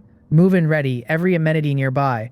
A perfect fit for what I wanted, the only catch being the price at 8 million at least. He rattles the whole thing off in a string. Finding a house was an order I gave him, since my current place is rented and the lease is up at month's end. With the deadline closed and money in hand, I naturally need to move, only I have no time for it, so I left it to my new underling. I figured on waiting 2 days and never expected efficiency like this. I underestimated the Pang family, 300 square meters riverside for only 8 million. Prices in Haeseong City are hardly low, and even with the market in turmoil and values off, they have not fallen that far. A big riverside unit running 10 million on the low end normally, so could it really go for 8? The voice on the line explains it as a project his family co-owns. A home that would usually list at 12 million secured at 8 because he stepped in, though it needs full payment up front. If I were not in a rush, he adds, in another 3 to 5 months a project his family owns outright delivers, and I would not pay a 1, he would simply gift me 1. I understand now, no wonder. The rest of what he says I brush aside, since I cannot wait 3 to 5 months, and I ask whether I can view it. He says anytime. I tell him to give me the address now and I will head straight over, and he agrees. Half an hour later I see the house. 4 bedrooms, 2 living rooms, the main room alone near 100 square meters, spacious and imposing. The decoration a light luxury minimalist style that suits my eye. A broad balcony with the river right outside the window and light pouring in, worth every one of a 10 million plus tag. I tour it, buy it outright, and pay in full, and by afternoon the deed is mine. Then I call the landlord to say I will not renew, pack my things, and leave, and with that I have officially moved into the new place.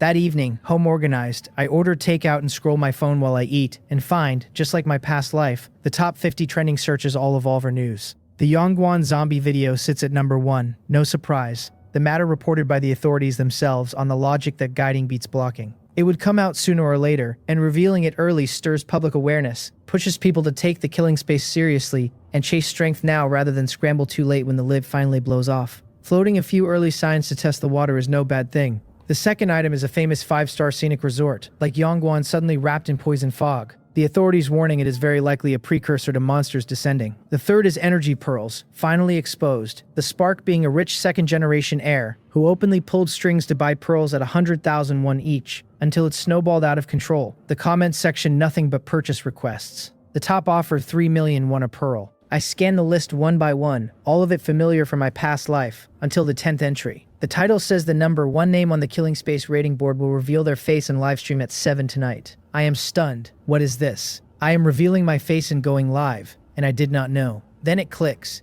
Someone is impersonating me. I check the time. 10 past 7. Already started. I tap in, find the stream, and step into the room to see who is writing my name. The first thing on screen is a muscular man in sunglasses, a mask, and a tank top, telling everyone that a high rating means killing more monsters, then rolling on about ratings and rewards. Honestly, he looks the part well enough to fool an ordinary viewer, probably a veteran survivor. Then the tone flips. To score a high rating like him, he says, your body has to be strong. And before he entered the killing space, he was a fitness coach. Alongside his training, he took this nutritional powder, nearly 100 nutrients the body needs, vitamins and minerals to forge a strong survivor. And today he is pouring his heart out, holding nothing back. 10,000 cans on the table, originally 999 and now only 299. First come, first served. Link is up. My mouth twitches. Of course. Even the apocalypse ends in a sales pitch. Then a knocking cuts in on the stream, and the muscular man asks on reflex who it is, and a voice outside announces itself as a routine check and tells him to open up. He stiffens, his panic bleeding through the feed, and then dazed, he actually answers that no one is home. What does he mean no one is home? Did he eat so much of his own powder it turned him simple? The next second, a crash sounds like a door coming down. A squad of uniformed officers floods into the frame, and they have him pinned in a blink. An officer asks whether his name is Huang Do, and since when the number 1 in the space is surnamed Huang, and that one line shatters what is left of him, and he folds and confesses everything right there on the stream. 4 words cover it. blinded by greed. As the officers move in, I close the stream. To me, it is a farce. My place at the top of the ratings is not a coattail just anyone can ride. Over the next several days, I prepare for the next space, and I hand Pang Ho another order to keep a hard eye on the airport and tell me the moment Joe Tae of the Joe Group sets foot back in the country. By what I know, that traitor should return soon, the exact hour unclear, but certainly before the third space ends, so it pays to watch. Some scores are due to be settled. The days slide past. The 10th day arrives, and I am fully ready. Every entry point I gathered over these 10 days I have spent on ice manipulation and dimensional space. Ice manipulation climbs to a purple entry, its temperature improving sharply, all the way to minus 160 degrees, which meets my minimum. Even if it had not, there was nothing to be done, since purple to red demands 8 points and I do not have them, so it rests there. To feed the ice skill sideways, I push dimensional space specifically, aiming to store more water, so that against an army of robots I can simply flood them and freeze the lot. An outright massacre. Dimensional space goes from blue to purple, another 4 points, starting now at 30 cubic meters and expanding 30 more for every 10 points of spirit. And with spirit sitting at exactly 100, I expand it by 300 cubic meters, all of it packed with water. I am waiting for the big fight. 2 entry points sit in reserve. The one thing that gnaws at me is that there is still no word on Joe Tae, but nothing to do about it now except wait. The prompt asks whether I want to enter the third killing space, and I choose to enter without hesitation, and in a flash of gold I am gone. It welcomes me and lays out the rules, and they have shifted again. 3 days of survival now, 1 minute of preparation, the survival window stretching, while the prep window shrinks. This is the last time the space grants any prep at all, since when it opens a 4th time I will need to fight the instant I arrive. With a little time still on the clock, I look around. A small room, a few square meters, filthy and cluttered like it has not been cleaned in an age. Empty cans and jars scattered on the floor. A large glass observation window to one side. Through the glass I can see everything outside. A rundown scene, heaps of rusted scrap iron everywhere. The window facing the factory gate dead on, and past the gate the glare of sunlight and the occasional breeze kicking up a cloud of yellow dust. An abandoned factory. Then the countdown hits 0, and the first day's task drops. Escape the pursuit. Escape the pursuit of the T-800 robot. The prompt is barely closed when footsteps come from outside, and a figure steps into the factory. A body of silver-white metal skeleton carrying a small Gatling in its hands. Red electronic eyes contracting endlessly. A rush of hard futuristic menace pouring off it. The skinned T-800. Its metal foot lands inside the factory and it begins scanning the surrounding structures. And in just 2 seconds it locks onto me behind the glass. It raises its arm and fires without pause, the burst shattering the glass in an instant as it strides forward with the machine's flat cruelty. It walks all the way to the small room, kicks the broken door aside, steps in, and only then does the gunfire stop. Looking at the empty room, the robot's electronic eyes rake it for hiding spots or tunnels, and turn up nothing out of place. For a moment it tilts its head, and if it could make a face at all, it would be wearing a look of pure baffled confusion. Then it seems to sense something and wheels around hard, but by then a blue light has already settled onto it, and in 2 seconds the whole metal skeleton is frozen solid. My figure surfaces in a corner of the factory. I had slipped out earlier with earth escape, then followed up with frost entanglement to freeze the robot through. I look at the frozen robot, golden light waking in my eyes, and I study the metal skeleton standing frozen before me. The panel finishes resolving in the golden light of my eye of insight, and it names the frozen thing in front of me a T-800 combat robot, at 2-star early stage, carrying exactly 2 entries, machine thinking in blue and mechanical heart in purple. Machine thinking lets the user shed every emotion and think at machine speed, solving problems in a state of pure rationality. Mechanical heart grants a machine-like will, immune to every method of mental control. My face twitches. I had guessed a robot might come light on talent, since men built it and men are stingy. But only 2 entries is thinner than I wanted. Still, something beats nothing, and neither of these is junk. My laser blade lights up and I bring it down hard across the frozen robot's neck. The metal fights me the whole way, but the head comes free. A kill notice floats up and credits me 1 killing value for the T-800, then announces that my first kill of a combat robot has opened the public platform, the chat, and the trading access. I glance at the feed, find not a single message scrolling by, and stop caring about it at once. The killing value shrank even worse this run. A same level kill should hand me 4, and this one came in at a quarter of that. It tracks with the rules. In the killing space, a same level kill pays normally. A cross-level kill pays double for 1 rank up and quadruple for 2. And when the survivor outranks the monster, the reward is halved for 1 rank and cut to a 4th for 2. A 2-star T-800 killed by a 2-star survivor is worth 4. By a 1-star it is 8, and by an unranked survivor it is 16. On paper, the high-star survivors look cheated, but they are not. Stronger survivors kill easier and drop cards easier. Every card is a flat 100 killing value, and for anyone strong the cards are the real income, while monster kills are pocket change. My own first 2 runs already proved it. The card exchange is dwarfing everything I scraped off corpses. so I take the shrinkage in stride because I would rather have raw strength, strong enough to walk straight into a crowd, and out the other side. Kill enough and the killing value stacks up on its own, and I still have the entries. The space tells me the first day basic mission is done, and drops 100 killing value in my lap. I raise my hand and pull in the 2 entries the dead robot left behind, rubbing my palms together, in no mood to wait. The moment I absorb machine thinking, I try it. In the next breath, every human feeling drains out of me and leaves nothing but cold reason. No want, no pull, no ripple at all. My brain throws away the senses it decides are useless. Touch and taste and pain and even the sound of my own heartbeat. I am a machine with no emotion. If a man punched me right now, I would feel nothing. I would only measure the force and the angle, calculate the odds of catching the fist, and weigh the damage. Then I would choose the counter and pick the exact muscles to load for the hardest return strike. All of it settled in an instant. That total command over my body and everything around me is intoxicating, and I do not want to leave it. That is the problem. After a full 5 minutes, the emotions come flooding back. My heartbeat returns. I feel human again, and my back is soaked through with cold sweat I never noticed forming. This machine thinking has a hook in it. Once I was inside, some part of me wanted to stay forever, because rationally the state controls my body better and handles danger better, and that grip on myself was hard to give up. In the end, only willpower dragged me out. I decide right there to use this one with care. I am a living man, and for all our flaws, humans hold advantages a machine never will. A sixth sense, worry, joy, and grief, taste and touch. Men built the machines, not the reverse. Men are the masters and machines are the tools, and I have always believed that. But the state is not worthless. If I train inside it, my control over power and pure speed could climb another level. For everything else, sparingly. After a short rest, I get up and stroll out of the abandoned factory without a care. Great skill breeds bold nerve, and I am not afraid of anything, not even a wall of these things. I stand at the factory mouth and look out. Under a blistering sun, the world is one long stretch of ruin. Yellow earth and dead grass and ground shimmering with heat. Everything the color of dust. A thick foreign feel to it all. I scan around, find a shaded spot, and sit down to let the robots come to me. That is the gift of this run. The instant I killed that robot, a signal went out. And now that I have stepped into the sunlight, the satellites have surely locked onto me. So a steady stream of machines will be shipped to my door with no searching on my part. This world is a future battlefield. Humanity lost, the robots took the world, and now they hunt the survivors everywhere. The combat robots are plainly strong, and ordinary people simply cannot win. The machine faction has numbers, and it fights the information war too. Satellites and drones and all the rest. Played to the hilt. My one mercy is that this world never developed laser weapons, still leaning on ordinary guns and bullets and shells. And there is no wall hacking, no X-ray sight, no thermal cheat, or the survivors would just kneel and surrender. I do not wait long. Within 3 minutes, several black shadows come skimming in across the sky, and I know them on sight.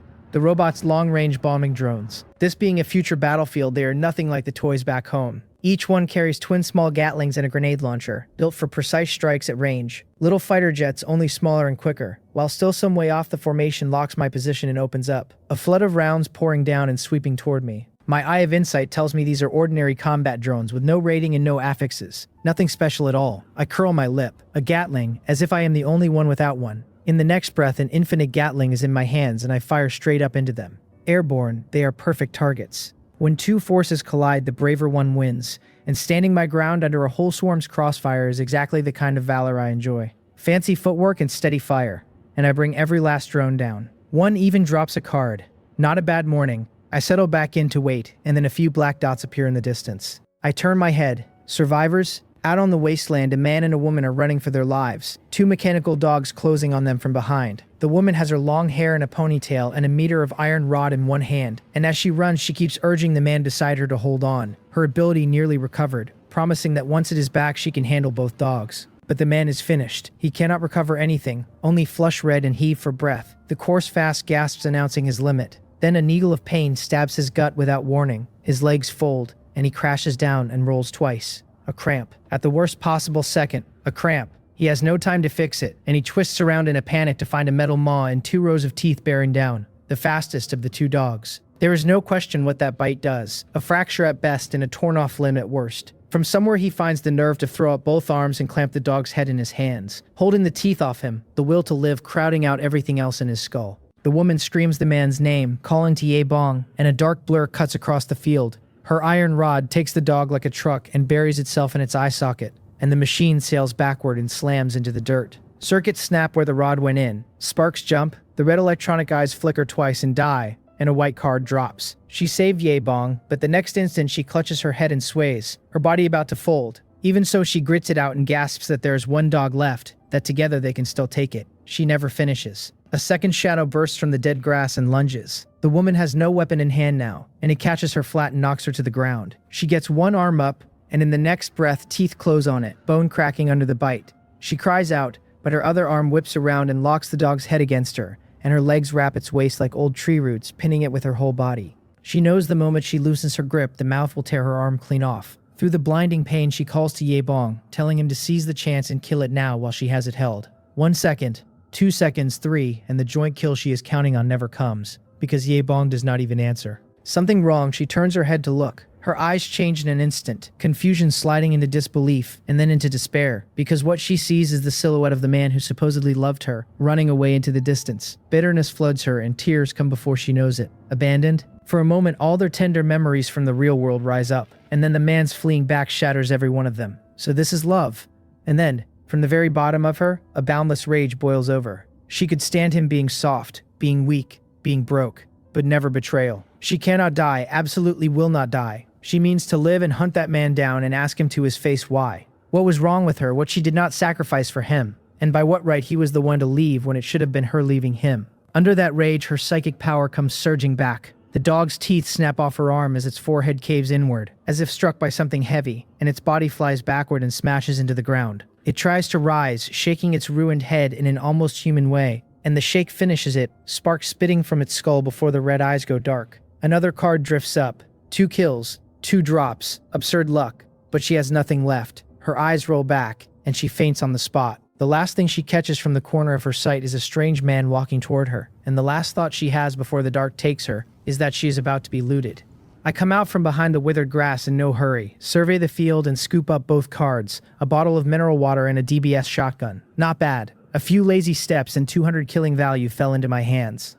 I look at the mangled dog, narrow my eyes, and throw an insight at the woman. The panel names her Han Yu at 1-star early stage, with 2 lootable entries, potential burst in white and metal control in purple. Potential burst lets her explode her full potential in a crisis, and leaves her wrung out after. Metal control is exactly what it says, that if a thing is metal it answers to her. A purple talent. This one is good, and if she lives she becomes someone dangerous. If I could take that entry off her. I look at her face and it snags on something familiar. Have I seen her on a screen in my last life? Han Yu, metal control, and it lands. The disabled beauty. My eyes go wide, because I do know this woman, or rather I know her while she has never known me. In my last life I ached to be chosen by the space and never was, and those the space did not choose could not enter it at all. To grow strong there were only 3 roads. Buy evolution crystals with money, team up and hunt monsters at the front for crystals, or join the military. The first road was for rich young masters, so I took the second. High risk, but my own man. On one operation the monsters counterattacked and my team was on the edge of dying, and the one who saved us was Han Yu, sent in as reinforcement by the 816 Bureau. Back then she wore her hair short and neat, cold and competent, a beauty and a soldier both, the kind of woman who wrecked lonely men. She had one flaw, a single arm. That was why they called her the disabled beauty. She passed through, saved us in passing, and left, and there was nothing between us after. Now, looking at her bleeding arm, I go quiet. Kill or save. Reason says to kill her and plunder metal control for the full profit, since with my attributes that entry would make the robots trivial. Feeling says to save her, to pay back an old kindness and wipe the ledger clean, because otherwise what separates me from an animal? After a moment I decide to save her. I already took 2 cards off her and a man should keep some floor under himself. Besides, with my system in hand, 1 purple entry is nothing to me. I gather her up and carry her back into the factory, then treat her fast. Lucky for her, there are potions in my dimensional space. A special hemostatic agent left over from the first space, forgotten in a corner because I outgrew it long ago, and it finally earns its keep. I stop the bleeding, and just as I move to bandage her, my ears twitch and I break off and step outside. A short spatter of gunfire, and 3 minutes later I walk back in looking exactly as I left, only my killing value 1 point higher. I finish the arm. The bone was bitten through, not shattered, or I could not have managed it. I reset the break, cut a steel plate to size with a laser knife, and fix it against her arm, smooth and practiced. I patched myself and others often enough in my last life for this to be nothing. When I am done packing my things, I speak without turning. Stop pretending. The twitch of her lashes has already given her away, and if she is awake, she should open her eyes, because I have questions. Han Yu opens them slowly, looks at my face and then at her mended arm, and softly thanks me. I tell her to ask whatever she wants to know. Then I finish stowing my gear and ask her whether she knew the man from before in the real world, and what he was to her. The question stuns her, and her face flushes as she grasps what I am really asking, and she whispers that yes, he is her boyfriend Yebong in reality. But now, and here the anger flares back and her teeth clench, now he is an enemy. I nod and ask whether they simply ran into each other after entering. This is the part I want. Two people who knew each other outside, a couple no less, arriving in the space together. The odds of that are lower than the lottery jackpot. This is only the third opening of the killing space, a beginner's welfare round, and team-up cards will not even reach the killing value shop until after this space closes. Without those, how the two of them ended up side by side is what gnaws at me. She tells me it was no accident. They used a mother-child teleport stone, a pair of red stones, one each, and no matter the distance between them, using it drops the holder instantly at the other stone's side, a one-time item that shattered after use. So that is it. I heard of the thing in my last life but never expected anyone to get one this early. Unlike team-up cards, mother-child stones are rare goods. A team-up card lets you form a squad with its own private channel and lets you see your teammates on the map, but on entry you still spawn at random inside the space, only with the spread capped to 10 kilometers. The mother-child stone puts you right against the mother stone, and that gap is everything. Team-up cards you can simply buy in the shop at 200 killing value each for a squad of 5, but mother-child stones cannot be bought at all, only dropped by monsters, and only in the metaphysical worlds, the zombie worlds and ghost worlds. A robot world like this one will never cough one up. Han Yu is lucky. I nod and tell her calmly that my questions are answered, and she can leave now. She freezes, driving her out already. This suddenly, I ask her what the confusion is, whether she was planning to move in. She shakes her head quickly and asks in a small voice whether, since I saved her, I do not need her to do something. I ask her with a thread of amusement whether she means to offer herself to me or sign on as my servant.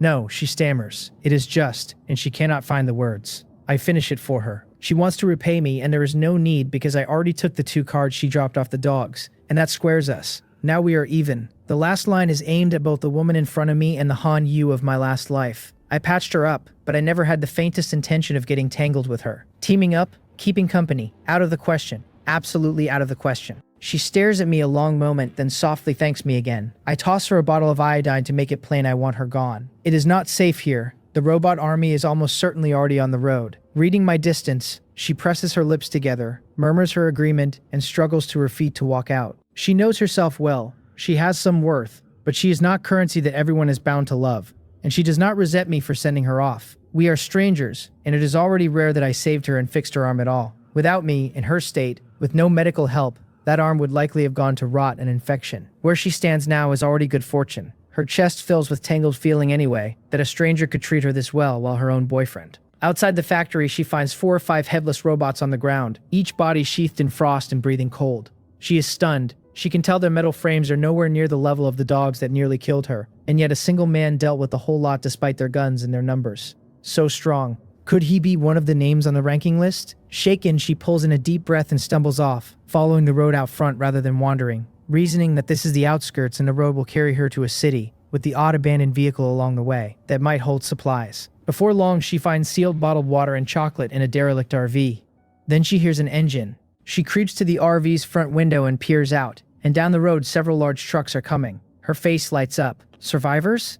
Then the smile fades and she looks harder, and her pupils shrink. Robots. The drivers are machines with their metal skeletons bare, and these are not survivors. They are robot transports, because what survivor would be reckless enough to drive out in the open? She jerks her head back and hides as the trucks roar past one after another, and she stays drenched in cold sweat, thanking her luck that she did not step outside. The beds are packed with robots, silver humanoid shapes studded with electronic eyes, an aura so cold she is afraid even to breathe, and if they found her she would never even learn how she died. The trucks push on without slowing, and when the last one vanishes, she finally lets the breath go. Then it hits her. Where are all those robots headed? That man. The trucks are pointed the way she came, and they will pass the factory for certain. Could the machines be going to the factory? And the way he was so eager to be rid of her, could it be that he already knew? A whole drama unspools in her mind, and she cannot stay put. She has to double back and see. The RV door is kicked in. 2 silver figures fill the opening. 2 T-800 robots, and a wave of helplessness rises in her. 10 minutes on, outside the factory, I pocket 3 cards, count the time, and fall into thought. This robot world is not working. Their deployment speed is nothing like I pictured. At this rate, I would starve waiting for scraps. This batch, over 100 machines, cost me a full 20 minutes just to arrive, and then more to clear. For an ordinary survivor, 20 minutes is barely enough to run, but for me, it is agony. So I stop waiting like prey and decide to hunt. I will roll into a nearby city, find a military factory if I can, camp outside it and kill them as they roll off the line, a batch produced, a batch put down. Perfect. A car appears in front of me, the perpetual motion solar car I stashed back in the first space, out for its first showing. I skip the amphibious motorcycle because the sand out here is heavy, and I have no wish to arrive coated in grit. And for this terrain and heat, a car is simply better. In, ignition, gone. One smooth motion, and the man and the machine shrink away down the road. Beside the same desolate highway, 3 people rest in the shade of a big tree. 2 men and a woman. The woman wears shorts and short boots and a crop top. Young and pretty and full of life. Everything on display. Long legs and a tiny waist. Only a little flat in the chest, though it takes nothing from her. One of the men holds out half a bottle of water he just gathered and presses her to drink it. Jang Seol praises him, her voice soft and sweet enough to make a man want to shield her, telling Jeonbong how amazing he is and how good it is to have him around. He scratches at his head with a foolish grin and mumbles that it is nothing, that his ability just happens to be up, plainly floating on her praise. The other man is not pleased. He digs through his pockets, comes up with the last chocolate, hesitates, and holds it out, offering it to Jang Seol as his final piece. She asks what Hwang Gang will eat, then, and he says he is not hungry, that she should just take it, and stuffs it into her hand. She is touched, and tells him he is so good to her, and his face goes red as he stammers that it is nothing, and he will go keep watch. Then swings up the tree, lifts the binoculars off his chest, and starts scanning around. Anyone passing would have one word surface in their mind: simp. Both of them, without question. Jang Seol thanks them again, promising to repay them once they are out, and the 2 men wave it off, saying it is nothing, that they are men and looking after a woman is their duty, and they trade smiles that make the whole thing feel worthwhile. Her own smile widens, but deep in her eyes there is a flicker of contempt. Then the man in the tree stiffens and calls down in excitement that a car is coming, a sedan, heading straight this way. Is it a robot? Jeonbong asks quickly, because this is not their first vehicle. They saw large trucks before and only survived because the binoculars caught the wrongness in time and they hid. Hwang Gang looks harder, then calls down again, thrilled that there is a man inside, a living person, not a robot, not a robot. The 2 below freeze, then light up. Jang Seol scrambles upright, and when she speaks, the soft sweetness is gone, replaced with a hard, commanding snap, demanding to know what they are standing around for, and ordering them to block the car. The 2 simps do not think twice, echoing her, block it, and all 3 sprint for the road. Inside the car, I am stretched out in comfort on autopilot, air conditioning cranked to the top, cool air filling the cabin against the furnace outside. An ice-cold cola in my hand that I sip from now and then. The cola slides down cold into my stomach. Bliss. Then the car slows on its own and stops. I frown, sit up, and look ahead at 3 people planted across the road, the autopilot halting because it sensed them. One of them hurries to the driver's window and raps on the glass. I have zero intention of opening it and simply wave my hand at them, a plane get lost. The man stalls and glances back at the woman on reflex. Jang Seol sees I will not open up, so she posts the other man at the front bumper to keep me from driving off. Then she shoves the knocker aside, puts on a smile, and taps the window herself, asking the handsome one for a ride, her voice soft and sweet as it filters through. As she bends, a stretch of pale skin at her chest is presented to me without shame. I narrow my eyes, because when she speaks a strange ripple reaches out toward me, and though nothing feels off, like a gust of wind that passes and leaves nothing, I am certain it was not my imagination. Gold light stirs in my eyes. Jang Seol, 1-star early stage, 1 plunderable entry, charm in blue. So she tried her charm on me. That it did nothing is almost certainly the sheer gulf in our mental power. I look at the other 2. The one at the bumper reads Yu Jeonbong, 1-star early stage, water affinity in yellow, another ability user. The last one reads Hwang Gang, no rating, survival mastery in yellow, most likely a survival expert in the real world, and nothing more. Outside, Jang Seol gets no reaction, and it unsettles her. Why nothing? Is the dark tint eating her charm? Unwilling to fold, she asks again for a ride, and this time the window slides down. Cool air washes her face, and she is refreshed on the spot. Then she gets a clear look at me and her legs pressed together. Handsome, and exactly her type. She never saw my face before through the dark heat film and the glare. Then her eyes drop to the sweating cold cola in my hand, and one thought fills her whole head. Ice cold. Truly ice cold. She swallows, stunned that a person could be living this comfortably while she is soaked in sweat, sticky and filthy, and the distraction narrows to a single want. Get in the car. She has to get in this car if she wants the air conditioning and the cola too, and if it means eating something hot, that is not off the table either. She bends again, showing herself off, and pushes her ability out with the plea for a ride. While she is busy imagining the cold air on her skin, a pitch-black shape comes out of the car, presses to her forehead, and shoves her straight back out the window with the Desert Eagle, and I tell her coldly to get lost. Sweat springs down her forehead, but she still cannot believe it. Why did her charm do nothing? Impossible. Even if the man were into men, she would back herself to turn him. So what is this? Give up the air conditioning and the cold cola? No, she has to have this car, and she refuses to quit, so she pours out her charm with everything she has, weaving it into her voice this time. Sure, she will land it, opening with a coaxing little brother. I am really so. A single shot. A bloody hole opens in her forehead. The back of her skull bursts and sprays across Huang Gang beside her, and her eyes are all disbelief, because a man who shoots without a word was never in her rehearsal. She drops to the dirt, dead. My eyes stay flat. I warned them, and if they still insisted on chasing death, that is not on me. I turn my gaze to Huang Gang, who is just standing there stupidly, face painted in blood, mind wiped blank. Then Jianbong finds his voice screaming that I killed Jiang Sol and deserve to die, and a water arrow forms out of nothing in front of him and streaks at me in the driver's seat. It strikes the windshield with a soft sound. The glass stays whole and the arrow bursts into a puddle. The wipers sense the water, kick on and clear it in one pass. He gapes, throwing that the glass is bulletproof. My eyes go cold. I flip to manual and floor it, and Jianbong is dragged straight under the car, shrieking about his legs before the sound cuts off.